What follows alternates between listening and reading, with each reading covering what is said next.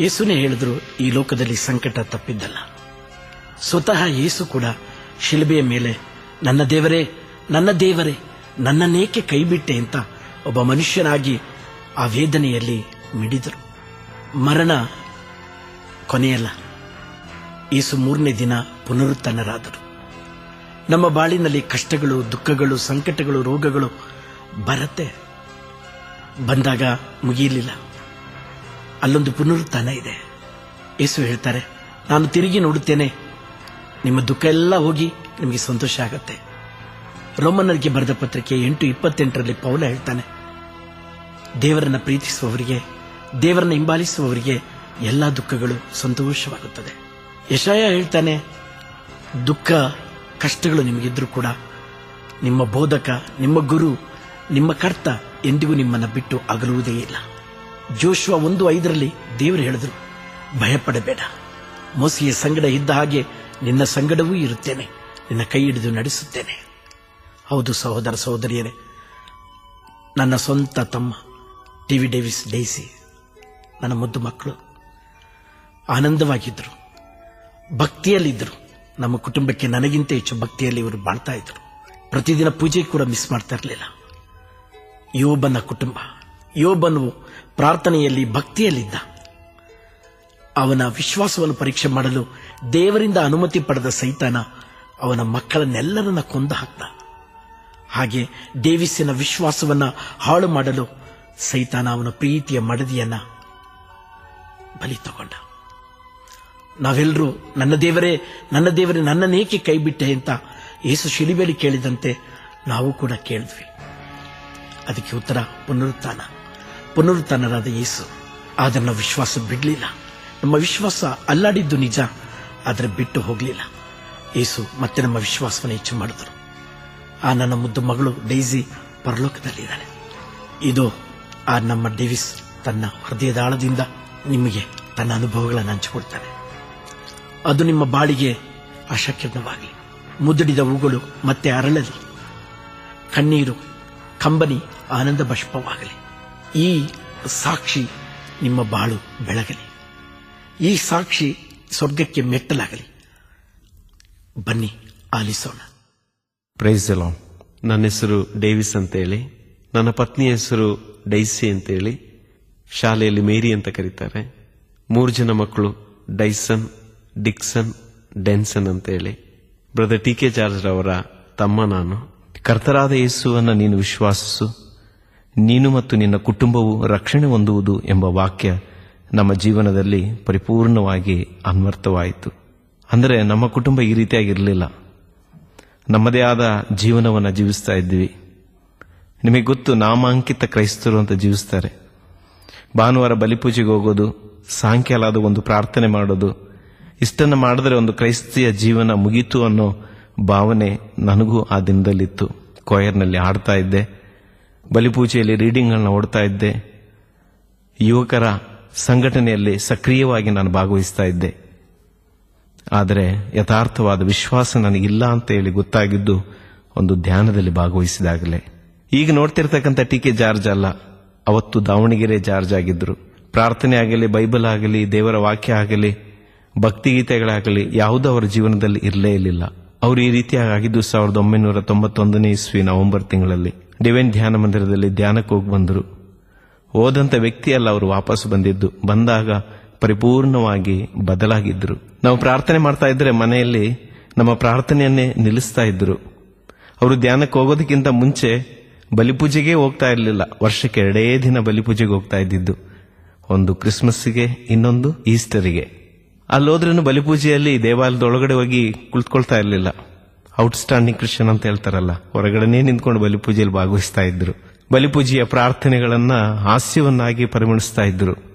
ಕರ್ತರು ನಿಮ್ಮೊಡನೆ ಇರಲಿ ಅಂತ ಗುರುಗಳು ಅಲ್ಲಿಂದ ಬಲಿಪೂಜೆ ಪ್ರಾರ್ಥನೆ ಹೇಳಿದ್ರೆ ಇಲ್ಲಿ ನಿಂತ್ಕೊಂಡು ಬೇಡ ಬೇಡ ನಿಮ್ಮ ಹತ್ರನೇ ಇಟ್ಕೊಳ್ಳಿ ಅಂತ ಹೇಳಿ ಹಾಸ್ಯ ಮಾಡೋರು. ನೀವು ನಗಾಡ್ತಿದ್ದೀರಲ್ಲ, ಅದೇ ರೀತಿಯಾಗಿ ಅವರ ಅಕ್ಕಪಕ್ಕದಲ್ಲಿದ್ದವರೆಲ್ಲ ನಗಾಡ್ತಾ ಇದ್ರು.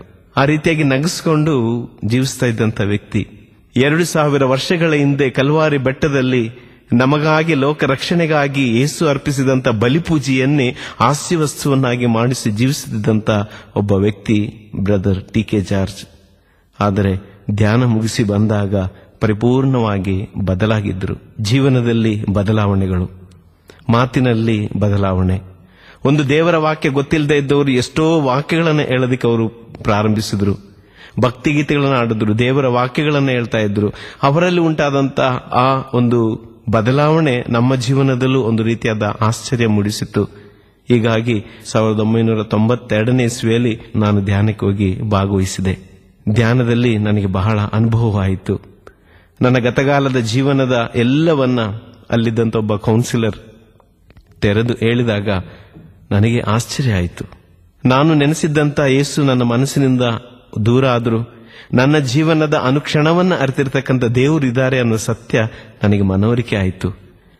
ಧ್ಯಾನದಲ್ಲಿ ಇಂದಿನ ಸಾಲಿನಲ್ಲಿ ಕುಳಿತಿದ್ದಂಥ ನಾನು ಮುಂದಿನ ದಿನಗಳಲ್ಲಿ ಮುಂದಿನ ಸಾಲಿನಲ್ಲಿ ಬಂದು ಕೂತ್ಕೊಂಡು ಆ 3 ದಿನಗಳ ಧ್ಯಾನ ಒಳ್ಳೆಯ ರೀತಿಯಲ್ಲಿ ಭಾಗವಹಿಸಿದೆ. ವಾಕ್ಯಗಳನ್ನು ಕೇಳಿದೆ.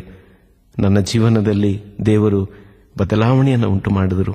ಒಂದೊಂದು ವಾಕ್ಯವು ನನ್ನ ಹೃದಯವನ್ನ ಭೇದಿಸ್ತಾ ಇತ್ತು. ಅವರು ಹೆಚ್ಚು ನನ್ನನ್ನ ಜೀವನದಲ್ಲಿ ಮುಟ್ಟಿದಂತ ಒಂದು ವಾಕ್ಯ ಇದಾಗಿತ್ತು. ನೀವು ಸುಣ್ಣ ಬಳಿದ ಸಮಾಧಿಗೆ ಸಮನಾಗಿದ್ದೀರಿ. ಹೊರಗಡೆ ನೋಡಿದ್ರೆ ಬಿಳಿ ಬಣ್ಣ, ಒಳಗೆ ಕೊಳಕು ತುಂಬಿಕೊಂಡಿದೆ. ನಾನು ಜೋರಾಗಿ ಅತ್ತೆ ಅಲ್ಲಿ ಒಳ್ಳೆಯ ಪಾಪ ನಿವೇದನೆಯನ್ನು ಮಾಡಿದೆ.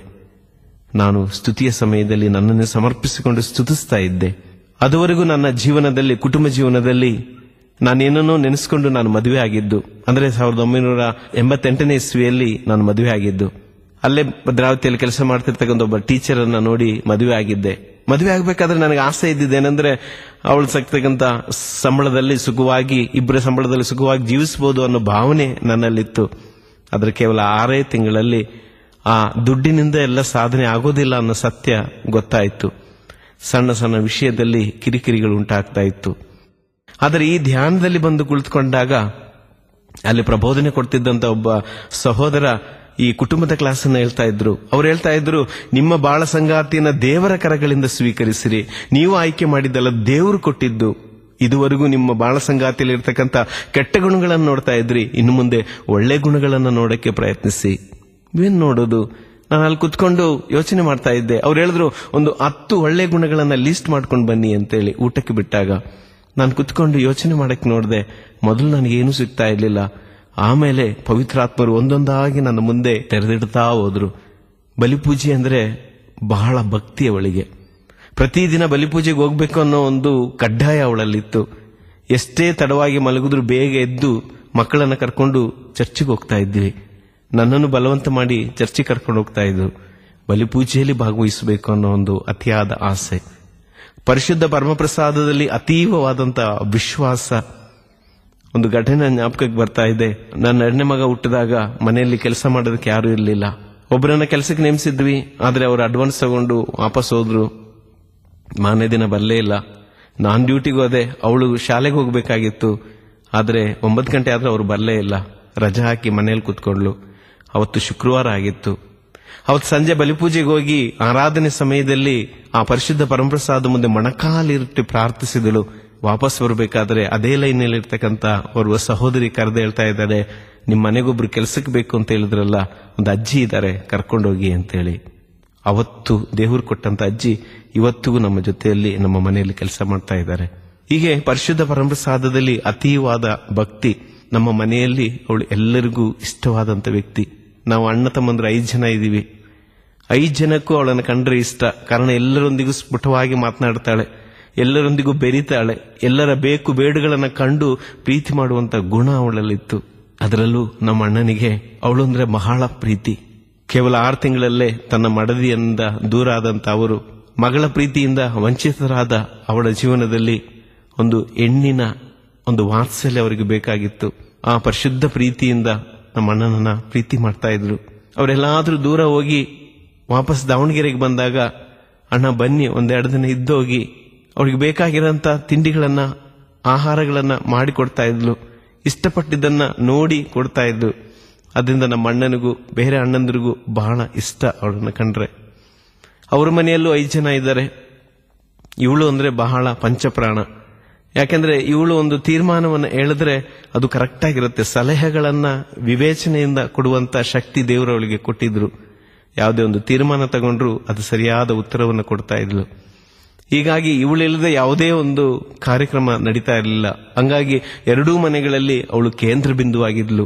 ಇದನ್ನೆಲ್ಲ ನಾನು ಲಿಸ್ಟ್ ಮಾಡ್ತಾ ಹೋದೆ. ಅವಳನ್ನ ಶಾಲೆಯಲ್ಲಿ ಮಕ್ಕಳು, 2ನೇ ಕ್ಲಾಸ್ ಮಕ್ಕಳು, ಕೆಲವು ಮಕ್ಕಳು ಮಮ್ಮಿ ಅಂತ ಕರೀತಾ ಇದ್ರು. ಕಾರಣ ಆ ಮಮ್ಮಿಯ ಪ್ರೀತಿಯನ್ನ ಅವಳು ಕೊಡ್ತಾ ಇದ್ಲು. ಬಡ ಮಕ್ಕಳನ್ನ ಕಂಡ್ರೆ ಧನ ಸಹಾಯವನ್ನು ಮಾಡ್ತಾ ಇದ್ಲು. ಸಿಕ್ಕಿದಂತ ಹಣದಲ್ಲಿ, ಸಂಬಳದಲ್ಲಿ ಸ್ವಲ್ಪ ದುಡ್ಡನ್ನು ಅದಕ್ಕೆ ಅಂತ ತೆಗೆದಿಡ್ತಾ ಇದ್ಲು. ಶಾಲೆ ಪ್ರಾರಂಭವಾದಾಗ ನೋಟ್ಬುಕ್ ತಗೊಂಬಂದು ಕೊಡೋದು, ಕ್ರಿಸ್ಮಸ್ ಹಬ್ಬ ಬಂದ್ರೆ ನಮ್ಮ ಮಕ್ಕಳಿಗೆ ಬಟ್ಟೆ ತಂದಾಗ ಆ ಮಕ್ಕಳಿಗೆ ಹೋಗಿ ಬಟ್ಟೆ ತಂದು ಕೊಡೋದು, ಅರ್ದ್ಕೊಂಡು ಹಾಕಿರ್ತಕ್ಕಂಥ ಯೂನಿಫಾರ್ಮ್ ಹಾಕೊಂಡು ಬರ್ತಕ್ಕಂಥ ಮಕ್ಕಳನ್ನ ಕಂಡ್ರೆ ಯೂನಿಫಾರ್ಮ್ ತಗೊಂಬಂದು ಕೊಡ್ತಾ ಇದ್ಲು. ಹೀಗೆ ಬಡ ಮಕ್ಕಳನ್ನ ಕಂಡು ಅತಿಯಾಗಿ ಪ್ರೀತಿಸ್ತಾ ಇದ್ಲು. ಓದಿನಲ್ಲಿ ಹಿಂದೆ ಇರ್ತಕ್ಕಂಥ ಮಕ್ಕಳಿಗೆ ಸಾಯಂಕಾಲ 4:15 ಗಂಟೆ ಮೇಲ್ಗಡೆ ಕೂತ್ಕೊಂಡು ಸ್ಪೆಷಲ್ ಕ್ಲಾಸ್ ಶಾಲೆಯಲ್ಲಿ ಮಾಡ್ತಾ ಇದ್ಲು. ಕೆಲವೊಂದ್ಸಲ ಮನೆಯಲ್ಲಿ ಕರ್ಕೊಂಬಂದು ಹೇಳ್ಕೊಡ್ತಾ ಇದ್ಲು. ದುಡ್ಡಿಗಾಗಿ ಅಲ್ಲ, ಆ ಮಕ್ಕಳ ಉನ್ನತಿಗಾಗಿ ಪ್ರಾಮಾಣಿಕವಾಗಿ ಅವಳು ಕೆಲಸ ಮಾಡ್ತಾ ಇದ್ಲು. ಹೀಗೆ ಎಲ್ಲ ಟೀಚರ್ಸ್ಗೂ ಅಷ್ಟೇ, ಮಕ್ಕಳಿಗೂ ಅಷ್ಟೇ ಇವಳು ಅಂದ್ರೆ ಒಂದು ರೀತಿಯಾದ ಅಕ್ಕರೆ. ಇದು ನನ್ನ ಮನಸ್ಸಿಗೆ ಒಂದು ರೀತಿಯಾದ ಮುಟ್ಟುವಂತಾಯಿತು. ಆಮೇಲೆ ನಾನು ಯೋಚನೆ ಮಾಡಿದೆ, ನನ್ನ ಬೇಕು ಬೇಡುಗಳನ್ನ ಕಂಡು ಪ್ರೀತಿಸುವವಳು. ಒಂದು ಕ್ಷಣ ನಾನು ದೂರ ಇದ್ರೆ, ನನ್ನ ಸಾನ್ನಿಧ್ಯ ದೂರ ಇದ್ರೆ ಅವಳು ಒಂದು ರೀತಿಯಾಗಿ ಗಲಿಬಿಲಿಗೊಳ್ತಾ ಇದ್ಲು. ನಾನು ಅವಳನ್ನು ಮದುವೆ ಆಗ್ಬೇಕಾದ್ರೆ ನೆನೆಸ್ಕೊಂಡಿದ್ದೆ ದುಡ್ಡುಗೋಸ್ಕರ ಅಂತೇಳಿ. ಆದ್ರೆ ನಾನು ಧ್ಯಾನಕ್ಕೆ ಹೋದ್ರೆ ಮನೆಯಲ್ಲಿ ಮಕ್ಕಳನ್ನ ಕೂರಿಸ್ಕೊಂಡು ನಮಗೋಸ್ಕರ ಪ್ರಾರ್ಥನೆ ಮಾಡ್ತಾ ಇದ್ಲು ಮನೆಯಲ್ಲಿ ಕೂತ್ಕೊಂಡು. ಇದನ್ನೆಲ್ಲ ನಾನು ಜ್ಞಾಪಕಕ್ಕೆ ಬಂದಾಗ, ಹೌದು, ಅವಳಲ್ಲಿರ್ತಕ್ಕಂಥ ಕೆಟ್ಟದನ್ನ ಮಾತ್ರ ನಾನು ನೋಡ್ತಾ ಇದ್ದೆ. ಒಳ್ಳೇದನ್ನ ಕಂಡಾಗ ಅವಳನ್ನು ಪ್ರೀತಿ ಮಾಡಬೇಕು ಅನಿಸ್ತು. ಅವಳು ಕೂತ್ಕೊಂಡು ನನ್ನಲ್ಲಿರ್ತಕ್ಕಂಥ ಒಳ್ಳೇದನ್ನ ಗುರುತಿಸಲು ನಮ್ಮ ಜೀವನ ಸ್ವರ್ಗವಾಯಿತು, ನಮ್ಮ ಕುಟುಂಬ ಸ್ವರ್ಗವಾಯಿತು. ಅದುವರೆಗೂ ಇದ್ದ ಪ್ರಾರ್ಥನಾ ಶೈಲಿ ಚೇಂಜ್ ಆಯಿತು. ಕೇವಲ 20 ನಿಮಿಷದಲ್ಲಿ ಪ್ರಾರ್ಥನೆ ಮುಗಿತಾ ಇತ್ತು. ಈಗ 1.25 ಗಂಟೆ ಇಷ್ಟವಾದ ಹಾಡುಗಳನ್ನು ಆಡಿ, ಮಧ್ಯಸ್ಥ ಪ್ರಾರ್ಥನೆಯನ್ನು ಮಾಡಿ, ಬೇರೆಯವರಿಗೋಸ್ಕರ ಪ್ರಾರ್ಥನೆ ಮಾಡಿ, ಹೀಗೆ ವಿವಿಧ ರೀತಿಯಲ್ಲಿ ವೈವಿಧ್ಯವಾಗಿ ಪ್ರಾರ್ಥನೆಯನ್ನು ಮಾಡಕ್ಕೆ ಪ್ರಾರಂಭಿಸಿದಾಗ ನಮ್ಮ ಧರ್ಮಕೇಂದ್ರದ ಗುರುಗಳು ಅದನ್ನ ಕಂಡುಕೊಂಡ್ರು. ನಮ್ಮ ಧರ್ಮಕೇಂದ್ರದ ಸಮುದಾಯಗಳಲ್ಲಿ, ಮನೆಗಳಲ್ಲಿ ಪ್ರಾರ್ಥನೆ ಇಟ್ಟಾಗ ನಮ್ಮನ್ನ ಪ್ರಾರ್ಥನೆ ಮಾಡೋದಕ್ಕೆ, ಲೀಡ್ ಮಾಡೋದಕ್ಕೆ ಕರ್ಕೊಂಡು ಹೋಗ್ತಾ ಇದ್ರು. ಹೀಗೆ ನಮ್ಮನ್ನ ಹಂತ ಹಂತವಾಗಿ ಆ ಧ್ಯಾನ ನಮಗೆ ಬೆಳೆಸ್ತಾ ಬಂತು. 1995ನೇ ಇಸ್ವಿಯಲ್ಲಿ ನಾವೊಂದು ತಂಡವಾಗಿ ನಾಗವಳ್ಳಿಗೆ ಧ್ಯಾನಕ್ಕೆ ಹೋದ್ವಿ. Brother D K George, brother John Prasad, ನಾನು, ನನ್ನ ಮಡದಿ, ಕೀಬೋರ್ಡ್ ಬಾರಿಸೋದಕ್ಕೆ ಜಾನ್ಸ, ಮತ್ತೆ ಇನ್ನೊಬ್ಬ ಸೋಣಿ ಅನ್ನೋ ಸಹೋದರ. ಈಗ 6 ಜನ ತಂಡವಾಗಿ ಮನೆಯಿಂದ ನಾವು ಹೊರಟಿವಿ. ಸಾಗರ ಮಾರ್ಗವಾಗಿ ಹೋಗ್ಬೇಕಾದ್ರೆ ಆ ಬಸ್ಸು ಸುಮಾರು 5:15 ಗಂಟೆ ಅಷ್ಟೊತ್ತಿಗೆ ಒಂದು ಬೆಟ್ಟದಿಂದ ಬಸ್ಸು ಇಳಿತಾ ಇದೆ. ಘಾಟ್ ಸೆಕ್ಷನ್ ಗೇರ್ಸೊಪ್ಪನ್ನು ಇದನ್ನ ಬೆಟ್ಟದಿಂದ ಇಳಿತಾ ಇದೆ. ಇದ್ದಕ್ಕಿದ್ದಂತೆ ನೋಡಿದ್ರೆ ಒಂದು ತಿರುವಿನಲ್ಲಿ ಪೂರ್ಣವಾಗಿ ತಿರುವುದೇ ನಮ್ಮ ಬಸ್ಸು 3 ಪಲ್ಟಿಯಾಗಿ ಅಲ್ಲಿಂದ ಉಳ್ಳು ಬೀಳ್ತಾ ಇದೆ. ಮೌನವಾಗಿ ಸ್ತುತಿಸ್ತಾ ಇದ್ದಂತೆ ನಮಗೆ ಗೊತ್ತಿಲ್ದಂಗೆ ನಾವು ಜೋರಾಗಿ ಯೇಸುವೆ ಸ್ತೋತ್ರ, ಯೇಸುವೆ ವಂದನೆ, ಯೇಸುವೆ ಆರಾಧನೆ ಅಂತೇಳಿ ಜೋರಾಗಿ ಕೂಗ್ತಾ ಇದ್ದೀವಿ. ಬಸ್ಸಲ್ಲಿ ಬೇರೆ ಜನ ಇದ್ದಾರೆ, ಎಲ್ಲ ಅಯ್ಯೋ ಅಪ್ಪ ಅಮ್ಮ ಅಂತೇಳಿ ಜೋರಾಗಿ ಅವ್ರು ಕೂಗ್ತಾ ಇದ್ದಾರೆ. ಬ್ರದರ್ ಟಿ ಕೆ ಜಾರ್ಜ್ ಅವರು ಆ ಉರುಳುತ್ತಿರುವಂತಹ ಬಸ್ನಲ್ಲಿ ನಿಂತ್ಕೊಂಡು ಸೈತಾನನಿಗೆ ಕಮಾಂಡ್ ಮಾಡ್ತಾ ಇದ್ದಾರೆ, ಯೇಸುವಿನ ನಾಮದಲ್ಲಿ ಸೈತಾನನ ದುಷ್ಟ ಶಕ್ತಿಗಳನ್ನು ನಾನು ಬಂಧಿಸ್ತಾ ಇದ್ದೀನಿ ಅಂತೇಳಿ. ಉರುಳುತ್ತಿದ್ದಂತ ಬಸ್ಸು 3 ಪಲ್ಟಿಯಾಗಿ ಒಂದು ಕಡಿದು ಬಿಟ್ಟ ಮರಕ್ಕೆ ತಗಲಿ ಅದು ಅಲ್ಲಿ ನಿಂತ್ಕೊಳ್ತು. ಬಸ್ನಲ್ಲಿದ್ದವ್ರಿಗೆಲ್ಲರಿಗೂ ಹೊಡೆತ ಬಿದ್ದಿದೆ. ಹೊರಗಡೆ ಬರೋಕ್ಕೆ ದಾರಿ ಕಾಣ್ತಾ ಇಲ್ಲ. ಬಾಕ್ಲ ಕೆಳಗಡೆ ಸಿಕ್ಕಾಕೊಂಡಿದೆ.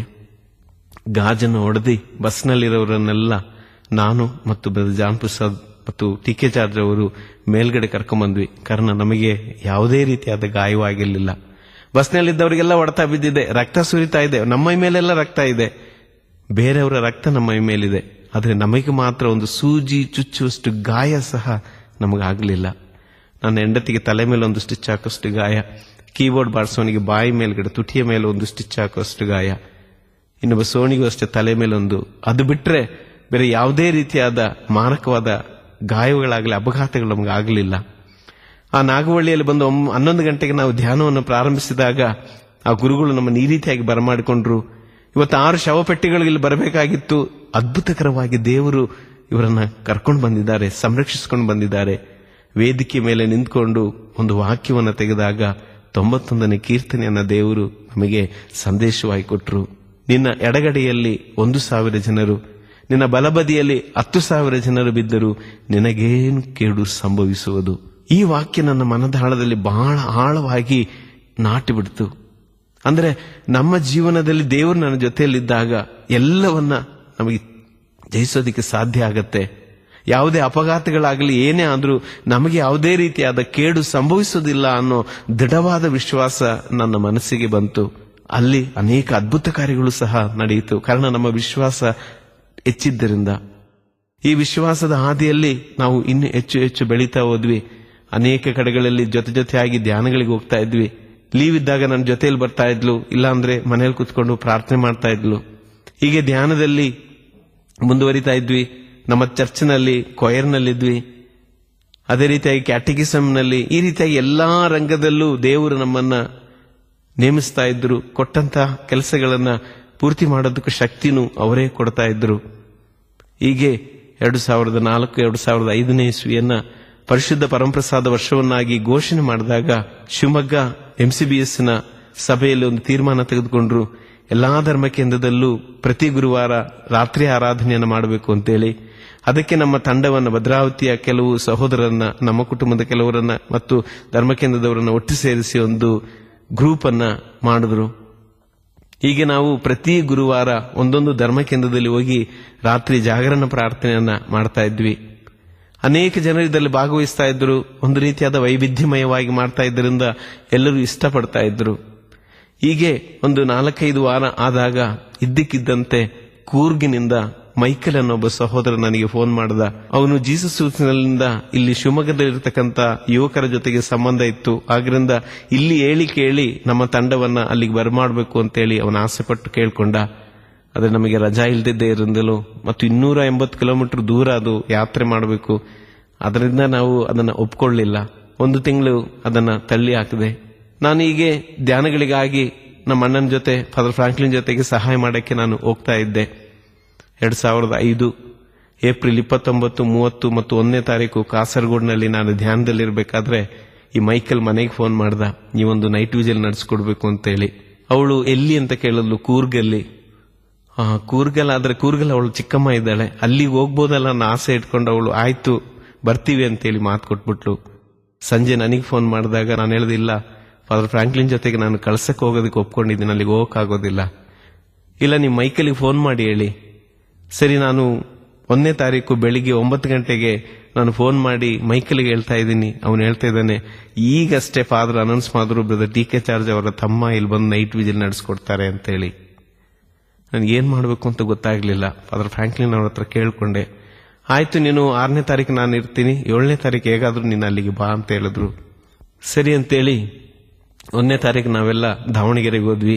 ನಮ್ಮ ಅಣ್ಣನ ಮನೆ, ನಮ್ಮ ಅಕ್ಕನ ಮನೆ ಅಲ್ಲೇ ಇರೋದು. 1-2 ದಿನ ಅಲ್ಲೇ ಕಳೆದ್ವಿ. ನಾನು ಡ್ಯೂಟಿಗೆ ಹೋಗ್ಬೇಕು ಅಂತ ನಾನು ವಾಪಸ್ ಬಂದೆ. ನಮ್ಮಣ್ಣ ಒಂದು ಮನೆಯಿಂದ ಇನ್ನೊಂದು ಮನೆಗೆ ಚೇಂಜ್ ಮಾಡಿದಾಗ ಆ ಮನೆಯ ಓಪನಿಂಗ್ ದಿನ ಪ್ರಾರ್ಥನೆ ಮಾಡಬೇಕಾದ್ರೆ ನನ್ನ ಮಡದಿಯನ್ನ ಕರೆದು ಮುಂದೆ ನಿಲ್ಲಿಸಿ ನಮ್ಮ ಅಕ್ಕನ ಹತ್ರ ಮತ್ತು ನನ್ನ ಮಕ್ಕಳ ಹತ್ರ ಎಲ್ಲ ಹೇಳ್ತಾ ಇದ್ರು, ಡೈಸಿ ಇದುವರೆಗೂ ನನ್ನ ತಮ್ಮನ ಹೆಂಡತಿ, ಆದ್ರೆ ಇನ್ನು ಮುಂದೆ ಇವಳು ನನಗೆ ತಮ್ಮನ ಹೆಂಡತಿ ಮಾತ್ರ ಅಲ್ಲ, ನನ್ನ ಸ್ವಂತ ಮಗಳಿದ್ದಂಗೆ ಅಂತೇಳಿ ಅವ್ರ ಕೈಯಲ್ಲಿ ಕ್ಯಾಂಡ್ಲ್ ಕೊಟ್ಟು ಮನೆ ದೀಪವನ್ನ ಬೆಳಗಿಸ್ಕೊಂಡು ನಿನ್ನನ್ನು ನಾನು ದತ್ತು ತಗೊಳ್ತಾ ಇದ್ದೀನಿ ಅಂತ ಹೇಳಿದ್ರು. 5ನೇ ತಾರೀಕು ನಾನು ದಾವಣಗೆರೆಗೆ ಅವಳನ್ನ ಕರ್ಕೊಂಡ್ಬರೋದಕ್ಕೆ ಹೋದೆ. ಅಣ್ಣ ಶ್ರೀಲಂಕಾ ಹೋದ್ರು. 5ನೇ ತಾರೀಕು ನಾವು ವಾಪಸ್ ಭದ್ರಾವತಿ ಬಂದ್ವಿ. 6ನೇ ತಾರೀಕು ಬೆಳಿಗ್ಗೆ 11 ಗಂಟೆಗೆ ಭದ್ರಾವತಿಯಿಂದ ನಾವು ಪಾಲಿಬೆಟ್ಟ ಅನ್ನೋ ಜಾಗಕ್ಕೆ ನಮ್ಮದೇ ಆದಂತ ಮಾರುತಿ ಓಮಿನಿನಲ್ಲಿ ಹೊರಟಿವಿ. ನಮ್ಮ ಜೊತೆಲಿ ನನ್ನ ತಮ್ಮ ಇದ್ದ, ಅವಳ ತಮ್ಮ ಡೇವಿಸ್ ಅಂತ ಅವನು ಇದ್ದ. ಹೀಗೆ 4 ಜನ ಒಟ್ಟಿಗೆ ನಾವು ಪಾಲಿಬೆಟ್ಟೆಗೆ ಯಾತ್ರೆಯನ್ನು ಪ್ರಾರಂಭಿಸಿದ್ವಿ. ಹೋಗುವ ಮಾರ್ಗದಲ್ಲಿ ಹಳೆಬೀಡನ್ನ ನೋಡಿಕೊಂಡು ಹೋದ್ವಿ. ಹಂಗೆ ಸ್ವರ್ಣ ಮಂದಿರ ಕುಶಾಲನಗರದಲ್ಲಿ ಅದನ್ನು ನೋಡಿಕೊಂಡು ಸಾಯಂಕಾಲ 7 ಗಂಟೆ ಅಷ್ಟೊತ್ತಿಗೆ ಅಲ್ಲಿ ಹೋಗಿ ಸೇರಿದ್ವಿ. ಅಲ್ಲಿ ಫಾದರ್ ಅವರು ಊಟವನ್ನ ಅರೇಂಜ್ ಮಾಡಿದ್ರು. ಊಟ ಮಾಡಿ 9:15 ಗಂಟೆಗೆ ನಾವು ರಾತ್ರಿ ಆರಾಧನೆಯನ್ನ ಪ್ರಾರಂಭಿಸಿದ್ವಿ. ಒಂದು ರೀತಿಯಾದ ವಿಶೇಷವಾದ ಒಂದು ಉತ್ಸಾಹ ನಮಗೆ. ಕಾರಣ ಅಲ್ಲಿ ಕನ್ನಡದಲ್ಲಿ ಮಾತ್ರ ಅಲ್ಲ, ಮಲಯಾಳದಲ್ಲೂ ನಾವು ಹಾಡುಗಳನ್ನ ಆಡಬಹುದು, ಪ್ರಾರ್ಥನೆ ಮಾಡಬಹುದು. ಅಲ್ಲಿರೋ ಜನಕ್ಕೆ ಕನ್ನಡ ಮಲಯಾಳ ಎರಡೂ ಗೊತ್ತಿದೆ. ಅದರಿಂದ ಕನ್ನಡದಲ್ಲಿ ಮಲಯಾಳದಲ್ಲಿ ಒಳ್ಳೊಳ್ಳೆ ಗೀತೆಗಳನ್ನ ಹಾಕಿ ನಾವು ರಾತ್ರಿ ಆರಾಧನೆಯನ್ನ ಪ್ರಾರಂಭಿಸಿದ್ವಿ. ಸ್ತುತಿ ಮಾಡಿದ್ವಿ, ಪಾಪದ ಬಗ್ಗೆ ಕರುಣೆಗಾಗಿ ಪ್ರಾರ್ಥಿಸಿದ್ವಿ. ಬಂದಂತ ಎಲ್ಲ ಜನರು ಪಾಪ ನಿವೇದನೆಯನ್ನು ಮಾಡಬೇಕಾಗಿತ್ತು. ನಾನು ಪಾಪ ನಿವೇದನೆ ಮಾಡಿದೆ, ಅವಳು ಪಾಪ ನಿವೇದನೆ ಮಾಡಿದ್ವಿ. ಈಗ ಎಲ್ಲರೂ ಪಾಪ ನಿವೇದನೆ ಆದ ನಂತರ ಪರಮಪ್ರಸಾದದ ಮೆರವಣಿಗೆಯನ್ನ ಮಾಡಿದ್ವಿ. ಜಪಸರವನ್ನು ಇಟ್ಟುಕೊಂಡು ಜಪಸರ ಪ್ರಾರ್ಥನೆಯನ್ನು ಹೇಳಿ 5 ರಹಸ್ಯಗಳನ್ನು ಧ್ಯಾನಿಸಿ ಒಂದು ದೇವಾಲಯದ ಸುತ್ತು ದೀಪಗಳನ್ನ ಕ್ಯಾಂಡ್ಲನ್ನು ಎಲ್ಲರೂ ಹಚ್ಕೊಂಡು ಬಂದಾಗ ಒಂದು ರೀತಿಯಾದ ವಿಶೇಷವಾದ ಅನುಭವ ಅವ್ರಿಗಾಯಿತು. ಮತ್ತು ಆ ಪರಿಶುದ್ಧ ಪರಮಪ್ರಸಾದದ ಮುಂದೆ ಪ್ರತಿಯೊಬ್ಬ ವ್ಯಕ್ತಿಗಳನ್ನು ಸಮರ್ಪಿಸಿ ಪ್ರಾರ್ಥಿಸಿದ್ವಿ. ಆ ಧರ್ಮಕೇಂದ್ರದ ಒಬ್ಬ ವ್ಯಕ್ತಿಯನ್ನು ಕರೆದುಕೊಂಡು ನಮ್ಮ ಪಕ್ಕದಲ್ಲಿ ಕೂರಿಸಿಕೊಂಡು ಎಲ್ಲಾ ವ್ಯಕ್ತಿಗಳು ಆ ಆರಾಧನೆಯಲ್ಲಿದ್ದಂತೆ ಎಲ್ಲರೂ ಹೋಗಿ ಕ್ಯಾಂಡಲ್ ಇಟ್ಕೊಂಡು ಪರಮಪ್ರಸಾದ ಮುಂದೆ ನಿಂತ್ಕೋಬೇಕಾಗಿತ್ತು. ಅವರ ಹೆಸರು ಹೇಳಿ ನಾವು ಪ್ರಾರ್ಥಿಸ್ತಾ ಇದ್ವಿ. ಹೀಗಾಗಿ ಎಲ್ಲರಿಗೂ ಒಂದು ರೀತಿಯಾದ ಒಂದು ಅನುಭವ ಅವರಿಗೆ ಸಿಗ್ತಾ ಇತ್ತು. ಈ ಧ್ಯಾನಗಳಿಗೆ ನಾವು ಬಂದ ಮೇಲೆ ಅವಳಿಗೆ ವಿಶೇಷವಾದ ಒಂದು ವರ ಇತ್ತು, ಪ್ರವಚನವರ. ಅಂದರೆ ದರ್ಶನದಲ್ಲಿ ಅನೇಕ ಸಂಗತಿಗಳು ಅವಳು ಸಿಗ್ತಾ ಇತ್ತು. ಆ ಕಡೆಯ ಆರಾಧನೆಯ ಸಮಯದಲ್ಲಿ ಕೊನೆಯಲ್ಲಿ ಹೋಗಿ ಪರಮಪ್ರಸಾದ ಆ ಕಡೆ ಸೈಡ್ನಲ್ಲಿ ಕೂತ್ಕೊಂಡು ನೋಟ್ಬುಕ್ನಲ್ಲಿ ಅನೇಕ ಸಂದೇಶಗಳನ್ನು ತೆಗೆದ್ರು. ಆಕ್ಸಿಡೆಂಟ್ನಲ್ಲಿ ಕಾಲು ಮುರಿದಂತ ವ್ಯಕ್ತಿಗೆ ಸೌಖ್ಯ, ತಲೆನೋವು ಬರ್ತಿರ್ತಕ್ಕಂಥ ಒಬ್ಬ ಸಹೋದರಿಗೆ ಸೌಖ್ಯ, ಮತ್ತು ಇನ್ನೊಂದು ಹೆಸರಿನಲ್ಲಿ ಯಾರಿಗೊಂದು ಸೌಖ್ಯ ಸಿಕ್ತು ಅಂತೇಳಿ ಅವಳು ಸಂದೇಶ ಕೊಟ್ಟಿದ್ಲು. ಆಮೇಲೆ ಕಡೆಯದಾಗಿ ನನ್ನ ಕಿವಿಯಲ್ಲಿ ಬಂದು ಹೇಳಿದ್ಲು, ಒಂದು ಪೆಟ್ಟಿಗೆ ನನಗೆ ಕಾಣ್ತಾ ಇದ್ದದ್ದು ಏನು ಅಂತ ಅರ್ಥ ಆಗ್ತಾ ಇಲ್ಲ ಅಂತ ಹೇಳಿದ್ಲು. ಅವಳಿಗೆ ಈ ರೀತಿಯಾದ ಕ್ಲಿಷ್ಟಕರವಾದ ಒಂದು ಸಂದೇಶ ಸಿಕ್ಕಿದ್ರೆ ಅವಳು ಅದನ್ನು ಹೇಳೋದಕ್ಕೆ ಎದುರ್ತಾ ಇದ್ಲು. ಯಾವುದೇ ಮನೆಗೆ ಹೋದ್ರು ಪ್ರಾರ್ಥನೆ ಮಾಡ್ತಾ ಇದ್ರು, ರೋಗಿ ಅವರು ಮರಣ ಹೊಂತಾರೆ ಅಂದ್ರೆ ಗೊತ್ತಾಗ್ತಾ ಇತ್ತು ಅವಳಿಗೆ, ಪೆಟ್ಟಿಗೆ ಅಂತ ತೋರಿಸ್ತಾ ಇದ್ರು. ಅವಾಗ ನಾವು ಅವರಿಗೆ ಹೇಳ್ತಾ ಇರಲಿಲ್ಲ, ಅಂದ್ರೆ ನೀವು ಇವರ ಆತ್ಮರಕ್ಷಣೆಗಾಗಿ ಪ್ರಾರ್ಥಿಸಿರಿ, ಆತ್ಮಕ್ಕಾಗಿ ಪ್ರಾರ್ಥಿಸಿರಿ ಅಂತೇಳಿ ಬರ್ತಾ ಇದ್ವಿ. ಹಾಗಾಗಿ ಆ ಸಂದೇಶ ಏನು ಅಂತೇಳಿ ಅವ್ರು ಗ್ರಹಿಸ್ಕೊಳ್ಳೋಕೆ ಆಗ್ಲಿಲ್ಲ. ತಕ್ಷಣ ಫಾದರ್ ತಚ್ಚಿಲ್ ಅಂತೇಳಿ ಅವರು ಬಂದು ಪರಮಪ್ರಸಾದ ಆಶೀರ್ವಾದವನ್ನ ಕೊಡಕ್ಕೆ ಪ್ರಾರಂಭಿಸಿದ್ರು. ನಾನು ಕೀಬೋರ್ಡ್ ಇಟ್ಕೊಂಡಿದ್ದೆ. ಕೀಬೋರ್ಡ್ ಇಟ್ಕೊಂಡು ದೇವ ಪಿತಾನೇ ಆ ಗೀತೆಯನ್ನ ಆಡಕ್ಕೆ ಪ್ರಾರಂಭಿಸಿದೆ. ಎಲ್ಲರೂ ಸಾಷ್ಟಾಂಗ ನಮಸ್ಕರಿಸಿದ್ವಿ. ತದನಂತರ ಬಲಿಪೂಜೆ ಪ್ರಾರಂಭ ಆಯಿತು. ಬಲಿಪೂಜೆ ಒಂದು ದೊಡ್ಡ ಪೀಠ, ಅದು ಬಲಿಪೀಠ. ಬಂದಂತ ಎಲ್ಲರನ್ನ ಬಲಿಪೀಠದ ಮೇಲ್ಗಡೆ, ಆಲ್ಟರ್ ಮೇಲ್ಗಡೆ ಸುತ್ತಲೂ, ಆ ಪೀಠದ ಸುತ್ತಲೂ ನಿಲ್ಲಿಸ್ಕೊಂಡ್ರು. ಗುರುಗಳು ಹೇಳಿದ್ರು, ನೀವು ನಿಂತಿರ್ತಕ್ಕಂಥ ಜಾಗ ಸ್ವರ್ಗ ಇದ್ದಂತೆ, ಅದರಿಂದ 1 ನಿಮಿಷ ಕಣ್ಣುಗಳನ್ನು ಮುಚ್ಚಿಕೊಳ್ಳಿ ಅಂತ ಹೇಳಿದ್ರು. ಕಣ್ಣು ಮುಚ್ಚಿ ನಮ್ಮನ್ನು ಸ್ವರ್ಗಕ್ಕೆ ತಗೊಂಡೋದ್ರು. ಕಾರಣ ನಿಮ್ಮ ಅಕ್ಕಪಕ್ಕದಲ್ಲಿ ದೇವದೂತರಿದ್ದಾರೆ, ಸಂತರಿದ್ದಾರೆ, ಪಿತಾ ಸುತ ಪವಿತ್ರ ಆತ್ಮ, ಹೀಗೆ ದೇವ ಗಣಗಳ ಜೊತೆಯಲ್ಲಿ ನೀವು ಸೇರ್ಕೊಂಡು ಈ ಬಲಿಯನ್ನು ಅರ್ಪಿಸ್ತಾ ಇದ್ದೀರಾ ಅಂತೇಳಿ ನಮ್ಮನ್ನು ಒಂದು ರೀತಿಯಾದ ಪ್ರತ್ಯೇಕವಾದ ಒಂದು ಲೋಕಕ್ಕೆ ಕರ್ಕೊಂಡು ಹೋಗಿ ಅವರು ಬಲಿಪೂಜೆಯನ್ನ ಪ್ರಾರಂಭಿಸಿದ್ರು. ಬಲಿಪೂಜೆ ಒಂದು ರೀತಿಯಾದ ವಿಶೇಷ ಅನುಭವವನ್ನು ಕೊಡ್ತಾ ಇತ್ತು. ನಾನು ಮತ್ತು ಅವಳು, ನನ್ನ ತಮ್ಮ, ಅವಳ ತಮ್ಮ ಪಕ್ಕದಲ್ಲಿ ನಿಂತ್ಕೊಂಡು ಬಲಿಪೂಜೆಯ ಹಾಡುಗಳನ್ನ ಆಡ್ತಾ ಇದ್ವಿ. ಬಲಿಪೂಜೆ ಒಳ್ಳೆ ಪ್ರಬೋಧನೆಯನ್ನ ಗುರುಗಳು ಕೊಟ್ರು. ಅವಳು ಆಡಿದಂತ ಕಡೆಯ ಗೀತೆಯ ಸಾಲುಗಳು: ನಿನ್ വചനങ്ങളെത്രയോ സത്യം, ഈ ലോകത്തിൻ മായാവിലാസങ്ങവ്യർത്ഥം. ഞാൻ നിന്നോടു ചേരട്ടെ നാഥ, നീയാണല്ലോ എന്നെ മറക്കാത്ത സ്നേഹം. തോരാത്ത കണ്ണീരുമായ്ക്കും യേശുവിൻ കുരിശോടു ചേർന്നു ഞാൻ നിന്നു. അപ്പോൾ അവൻ എന്നെ വാരി പുണർന്നു, വാത്സല്യ ചുംബനമേകി. ನಿನ್ನ ವಾಕ್ಯಗಳು ಎಷ್ಟೋ ಸತ್ಯ, ಈ ಲೋಕದ ಮಾಯಾವಿಲಾಸವೆಲ್ಲವೂ ವ್ಯರ್ಥ. ಈಗೋ ನಿನ್ನ ಬಳಿಗೆ ನಾನು ಬರ್ತಾ ಇದ್ದೀನಿ ಯೇಸುವೆ, ನೀನು ಮಾತ್ರ ನನ್ನ ಅನಂತವಾಗಿ ಪ್ರೀತಿಸುವವನು. ನಿನ್ನ ಶಿಲುಬೆಯ ಬುಡದಲ್ಲಿ ಬಂದು ನಿಂತಿದ್ದೇನೆ. ಆಗ ಯೇಸು ನನ್ನನ್ನು ಅಪ್ಪಿಕೊಂಡ್ರು, ನನ್ನ ಕೆನ್ನೆಗೆ ವಾತ್ಸಲ್ಯದ ಮುತ್ತನ್ನಿಟ್ಟರು. ಪರಮಪ್ರಸಾದನ ಸ್ವೀಕರಿಸಿ ಬಲಿಪೂಜೆ ಆಶೀರ್ವಾದವನ್ನು ಸ್ವೀಕರಿಸಿಕೊಂಡು ಹೊರಗಡೆ ಬಂದ್ವಿ. ಜನ ಎಲ್ಲ ಬಂದು ಹೇಳಿದ್ರು. ನಾವು ರಾತ್ರಿ 12 ಗಂಟೆಗೆ ನೈಟ್ ವಿಜಿಲ್ಗಿಂದ ನಾವು ಹೋಗ್ತಾ ಇದ್ವಿ. ಆದರೆ ಈ ಆರಾಧನೆ ನಮಗೊಂದು ಅನುಭವ ಕೊಡ್ತು. ನಾವು ದೇವರಿಗೆ ಕೃತಜ್ಞತೆ ಸಲ್ಲಿ ಅಂತೇಳಿ ಒಳಗಡೆ ಬಂದ್ವಿ. ನಮ್ಮ ವಾಷಿಂಗ್ಸ್ ಎಲ್ಲ ಮುಗಿಸ್ಕೊಂಡು 9 ಗಂಟೆಗೆ ಗುರುಗಳ ಮುಂದೆ ಮೊಣಕಾಲೂರಿ ಅವರ ಆಶೀರ್ವಾದವನ್ನು ಪಡೆದುಕೊಂಡು ನಾವು ವಾಪಸ್ ಯಾತ್ರೆಯನ್ನ ಪ್ರಾರಂಭಿಸಿದ್ವಿ. ನಾನು ಲಗೇಜನ್ನೆಲ್ಲ ತಗೊಂಡು ಗಾಡಿಯಲ್ಲಿ ಲೋಡ್ ಮಾಡಿದೆ. ಗಾಡಿ ಹತ್ಕೊಂಡು ಗೇಟ್ ಹತ್ರ ಬಂದ್ವಿ ನಾವೆಲ್ಲ. ಆದ್ರೆ ಇವಳು ಮಾತ್ರ ದೇವಾಲಯದ ಮುಂದೆ ಹೋಗಿ, ಒಳಗಡೆ ಹೋಗಿ ಪರಮಪ್ರಸಾದದ ಮುಂದೆ ಹೋಗಿ ಮೊಣಕಾಲೂರಿ ಪ್ರಾರ್ಥಿಸಿ ಗೇಟ್ ಹತ್ರ ಬಂದು ಕಾರನ್ನು ಹತ್ಕೊಂಡ್ಳು. ನಮ್ಮನ್ನ ಅಲ್ಲಿಗೆ ಆಹ್ವಾನಿಸಿದ್ದಂತ ಮೈಕಲ್ ನಮ್ಮ ಮನೆಗೆ ಬಂದು ಹೋಗ್ಬೇಕು, ಪ್ರಾರ್ಥಿಸ್ಬೇಕು ಬ್ರದರ್ ಅಂತ ಕೇಳ್ಕೊಂಡಿದ್ರು. ಮನೆಗೆ ಹೋದ್ವಿ. ಕಾಫಿ ಕುಡಿದು ಒಂದು ಸಣ್ಣ ಪ್ರಾರ್ಥನೆಯನ್ನ ಮಾಡಿ ಅಲ್ಲಿಂದ ಹೊರಗಡೆ ಬಂದ್ವಿ. ಅವ್ರಿಗೊಂದು ಸ್ಟುಡಿಯೋ ಇದೆ. ನಮ್ಮೊಂದು ಗ್ರೂಪ್ ಫೋಟೋನ ಅಲ್ಲಿ ತೆಗೆದ್ರು. 9:30 ಗಂಟೆಗೆ ಪಾಲಿ ಬೆಟ್ಟದಿಂದ ನಾವು ನಮ್ಮ ಯಾತ್ರೆಯನ್ನು ಪ್ರಾರಂಭಿಸಿದ್ವಿ. ಸುಮಾರು 30-40 ಕಿಲೋಮೀಟರ್ ಒಳಗೂ ನಮ್ಮ ಯಾತ್ರೆ ಬಂತು. ಯಾತ್ರೆ ಪ್ರಾರಂಭಿಸಿದಾಗ ದೇವರಿಗೆ ಕೃತಜ್ಞತೆಯನ್ನು ಸಲ್ಲಿಸುತ್ತಾ ಒಂದು ಗೀತೆಯನ್ನ ಹಾಡಿದ್ವಿ. ವಂದನೆ ದೇವ ಎಂಬ ಗೀತೆಯನ್ನ ಹಾಡಿ ನಮ್ಮ ಯಾತ್ರೆಯನ್ನು ಮುಂದುವರಿಸಿಕೊಂಡು ಬರ್ತಾ ಇದ್ದಂಗೆ ಒಬ್ಬೊಬ್ಬರಾಗಿ ನಿದ್ದೆ ಮಾಡಲು ಪ್ರಾರಂಭಿಸಿದ್ರು. ಕಾರಣ ಇಡೀ ರಾತ್ರಿ ಎಲ್ಲರೂ ನಿದ್ದೆ ಕಟ್ಟಿದ್ರು. ನಾನು ಮಾತ್ರ ಜೋರಾಗಿ ಕ್ಯಾಸೆಟ್ ಹಾಕೊಂಡು ಹಾಡು ಹೇಳ್ಕೊಂಡು ಬರ್ತಾ ಇದ್ದೆ.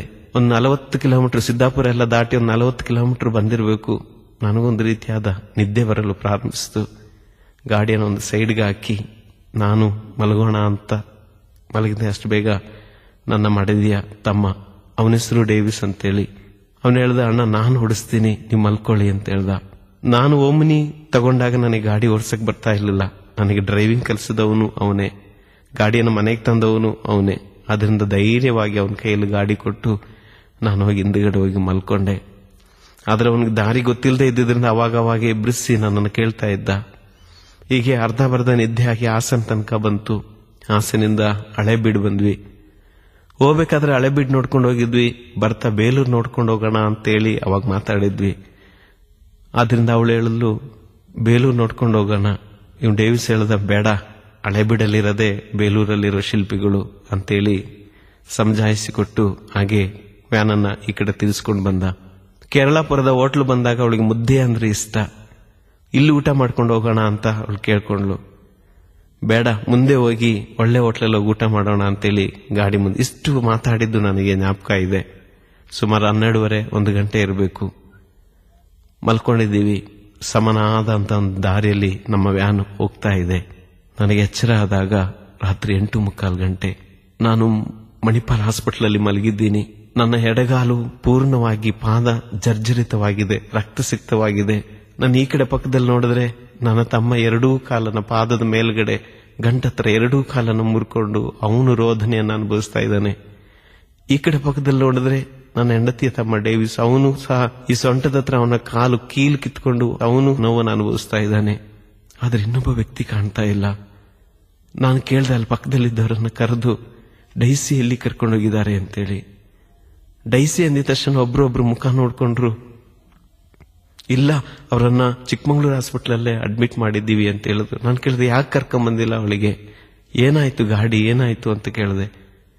ಗಾಡಿ ಆಕ್ಸಿಡೆಂಟ್ ಆಯ್ತು, ಒಂದು ಮರಕ್ಕೆ ಡಿಕ್ಕಿ ಹೊಡೀತು, ಇಷ್ಟು ಮಾತ್ರ ಹೇಳಿದ್ರು. ನನಗೆ ಪೂರ್ಣ ಪ್ರಜ್ಞೆ ಬಂದಿಲ್ಲ, ಅರ್ಧಬರ್ಧ ಪ್ರಜ್ಞೆ ಬರ್ತಾ ಇತ್ತು. ನನಗೆ ಆಪರೇಷನ್ ಮಾಡೋದಕ್ಕೆ ಆಪರೇಷನ್ ಥಿಯೇಟರ್ ಒಳಗೆ ಕರ್ಕೊಂಡೋದ್ರು. ನನ್ನ ಪಾದದ ಮೂಳೆಗಳನ್ನ, ಮುರಿದೋದಂತ ಮೂಳೆಗಳನ್ನೆಲ್ಲ ತೆಗೆದ್ರು. ಕಬ್ಬಣದ ಪಿನ್ಗಳನ್ನ ಹೊಡೆದ್ಬಿಟ್ಟು ಹೊಲಿದು ವಾರ್ಡ್ ಕರ್ಕೊಂಬಂದ್ರು. ಬೆಳಿಗ್ಗೆ ನಾನು ಹಾಸ್ಪಿಟಲ್ ಮಲಗಿದ್ದೀನಿ.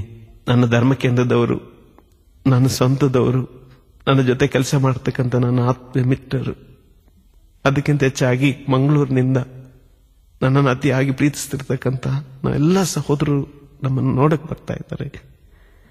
ಎಲ್ಲರೂ ಒಂದು ರೀತಿಯಾಗಿ ದುಃಖವನ್ನು ಅನುಭವಿಸ್ತಾ ಇದ್ದಾರೆ. ಎಲ್ಲರ ಮನಸ್ಸಿನಲ್ಲೂ ಒಂದು ಪ್ರಶ್ನೆ ಇದೆ, ಯಾಕೆ ಈ ರೀತಿಯಾಗಿ ಆಯಿತು? ನಿನ್ನ ಆರಾಧನೆ ಮಾಡಕ್ ಹೋಗಿ ನಿನ್ನನ್ನು ಆರಾಧಿಸಿ ಬರ್ತಿದ್ದಂತ ನಮಗೆ ಈ ದುರ್ಗತಿ ಯಾಕೆ ಬಂತು ದೇವರೇ ಅನ್ನೋ ಒಂದು ವೇದನೆ ಮನಸ್ಸಿನಲ್ಲಿ ಯಾವಾಗಲೂ ಬರ್ತಾ ಇತ್ತು. ನನ್ನ ಕಂಪನಿಯಿಂದ ಬಂದಂತ ಒಬ್ಬ ಹಜಾರಿ ಅನ್ನೋನು, ಏಸು ಅನ್ನೋದಿಲ್ಲ. ಏಸು ಅನ್ನೋರು ಇದ್ದಿದ್ರೆ ಇವರಿಗೆ ಈ ರೀತಿಯಾಗಿ ಆಗ್ತಾ ಇರಲಿಲ್ಲ. ಲಂಚ ತಗೊಳ್ಳೋರು, ಬಡ್ಡಿ ತಗೊಳ್ಳೋರು, ಅನ್ಯಾಯ ಮಾಡೋರು, ಭ್ರಷ್ಟಾಚಾರ ಮಾಡೋರು ಸುಖವಾಗಿ ಜೀವಿಸ್ತಾ ಇದ್ದಾರೆ. ಯಾವಾಗ ನೋಡಿದ್ರು ದೇವರು ಧ್ಯಾನ ಅನ್ಕೊಂಡು ಏಸು ಕಾರ್ಯ ಮಾಡ್ತೀವಿ ಅಂತ ಹೇಳಿ ಶಿಫ್ಟೇನ್ ತಗೊಂಡು ರಜಾ ಹಾಕಿ ಹೋಗ್ತಿರ್ತಕ್ಕಂಥ ಇವರಿಗೆ ಈ ರೀತಿಯಾಗಿ ಆಯ್ತು ಅಂದ್ರೆ ನಿಜವಾಗಿ ದೇವರು ಅನ್ನೋದಿಲ್ಲ. ಈ ಮಾತನ್ನ ಕೇಳ್ತಾ ಇದ್ದಾಗ ನನಗೆ ಅಳು ಬರ್ತಾ ಇತ್ತು. ದೇವರು ಯಾಕೆ ಈ ರೀತಿಯಾಗಿ ಆಯ್ತು ಅನ್ನೋ ಪ್ರಶ್ನೆ ಪುನಃ ನನ್ನನ್ನ ಕೇಳ್ತಾ ಇದ್ದೆ. ಎಲ್ಲರೂ ನನ್ನನ್ನ ಸಮಾಧಾನ ಮಾಡ್ತಾ ಇದ್ರು. ಒಂದು ದಿನ ಕಳೆಯಿತು. ಮಾರನೇ ದಿನ ಆಗೋಷ್ಟೊತ್ತಿಗೆ ಸಾಯಂಕಾಲ ಫಾದರ್ ಫ್ರಾಂಕ್ಲಿನ್ ಬಂದ್ರು. ಅವ್ರು ಯಾವಾಗಲೂ ನನ್ನ ಚಟ ಅಂತ ಕರೀತಾರೆ. ನನ್ನ ಭುಜದ ಮೇಲೆ ಕೈ ಇಟ್ಟು ಹೇಳಿದ್ರು, ನಾವಿದ್ದೀವಿ ಅಂತೆ. ಆದ್ರೂ ಅವರ ಸಾಂತ್ವನ ನನಗೆ ಸಮಾಧಾನ ತರ್ತಾ ಇರಲಿಲ್ಲ. ನಾನು ಯಾಕೆ ಅಂತ ಅಳ್ತಾ ಅವರನ್ನೇ ಕೇಳ್ತಾ ಇದ್ದೆ. ಅವರು ಸಮಾಧಾನ ಮಾಡೋದ್ರು. ಈಗ ಪ್ರತಿದಿನ ನನ್ನನ್ನು ನೋಡೋದಕ್ಕೆ ತುಂಬಾ ಜನ ಬರ್ತಾರೆ.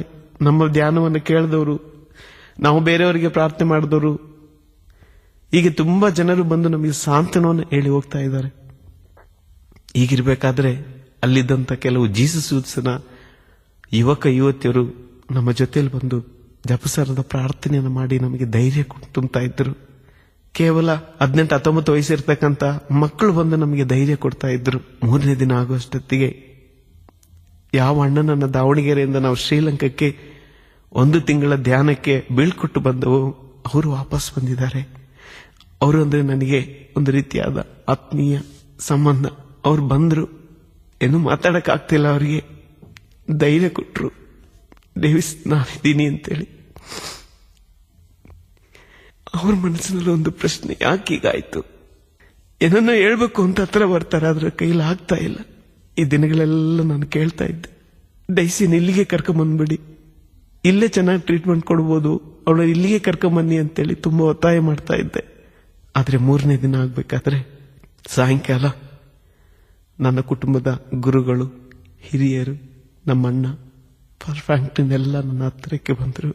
ಏನನ್ನೋ ನನ್ನಲ್ಲಿ ಹೇಳೋದಕ್ಕೆ ಅವ್ರು ಬರ್ತಾ ಇದ್ದಾರೆ ಅಂತ ನನಗೆ ಗೊತ್ತಾಯ್ತು. ನನ್ನ ಮನಸ್ಸಿನಲ್ಲಿ ಒಂದು ರೀತಿಯಾದ ಆತಂಕ, ದುಗುಡ.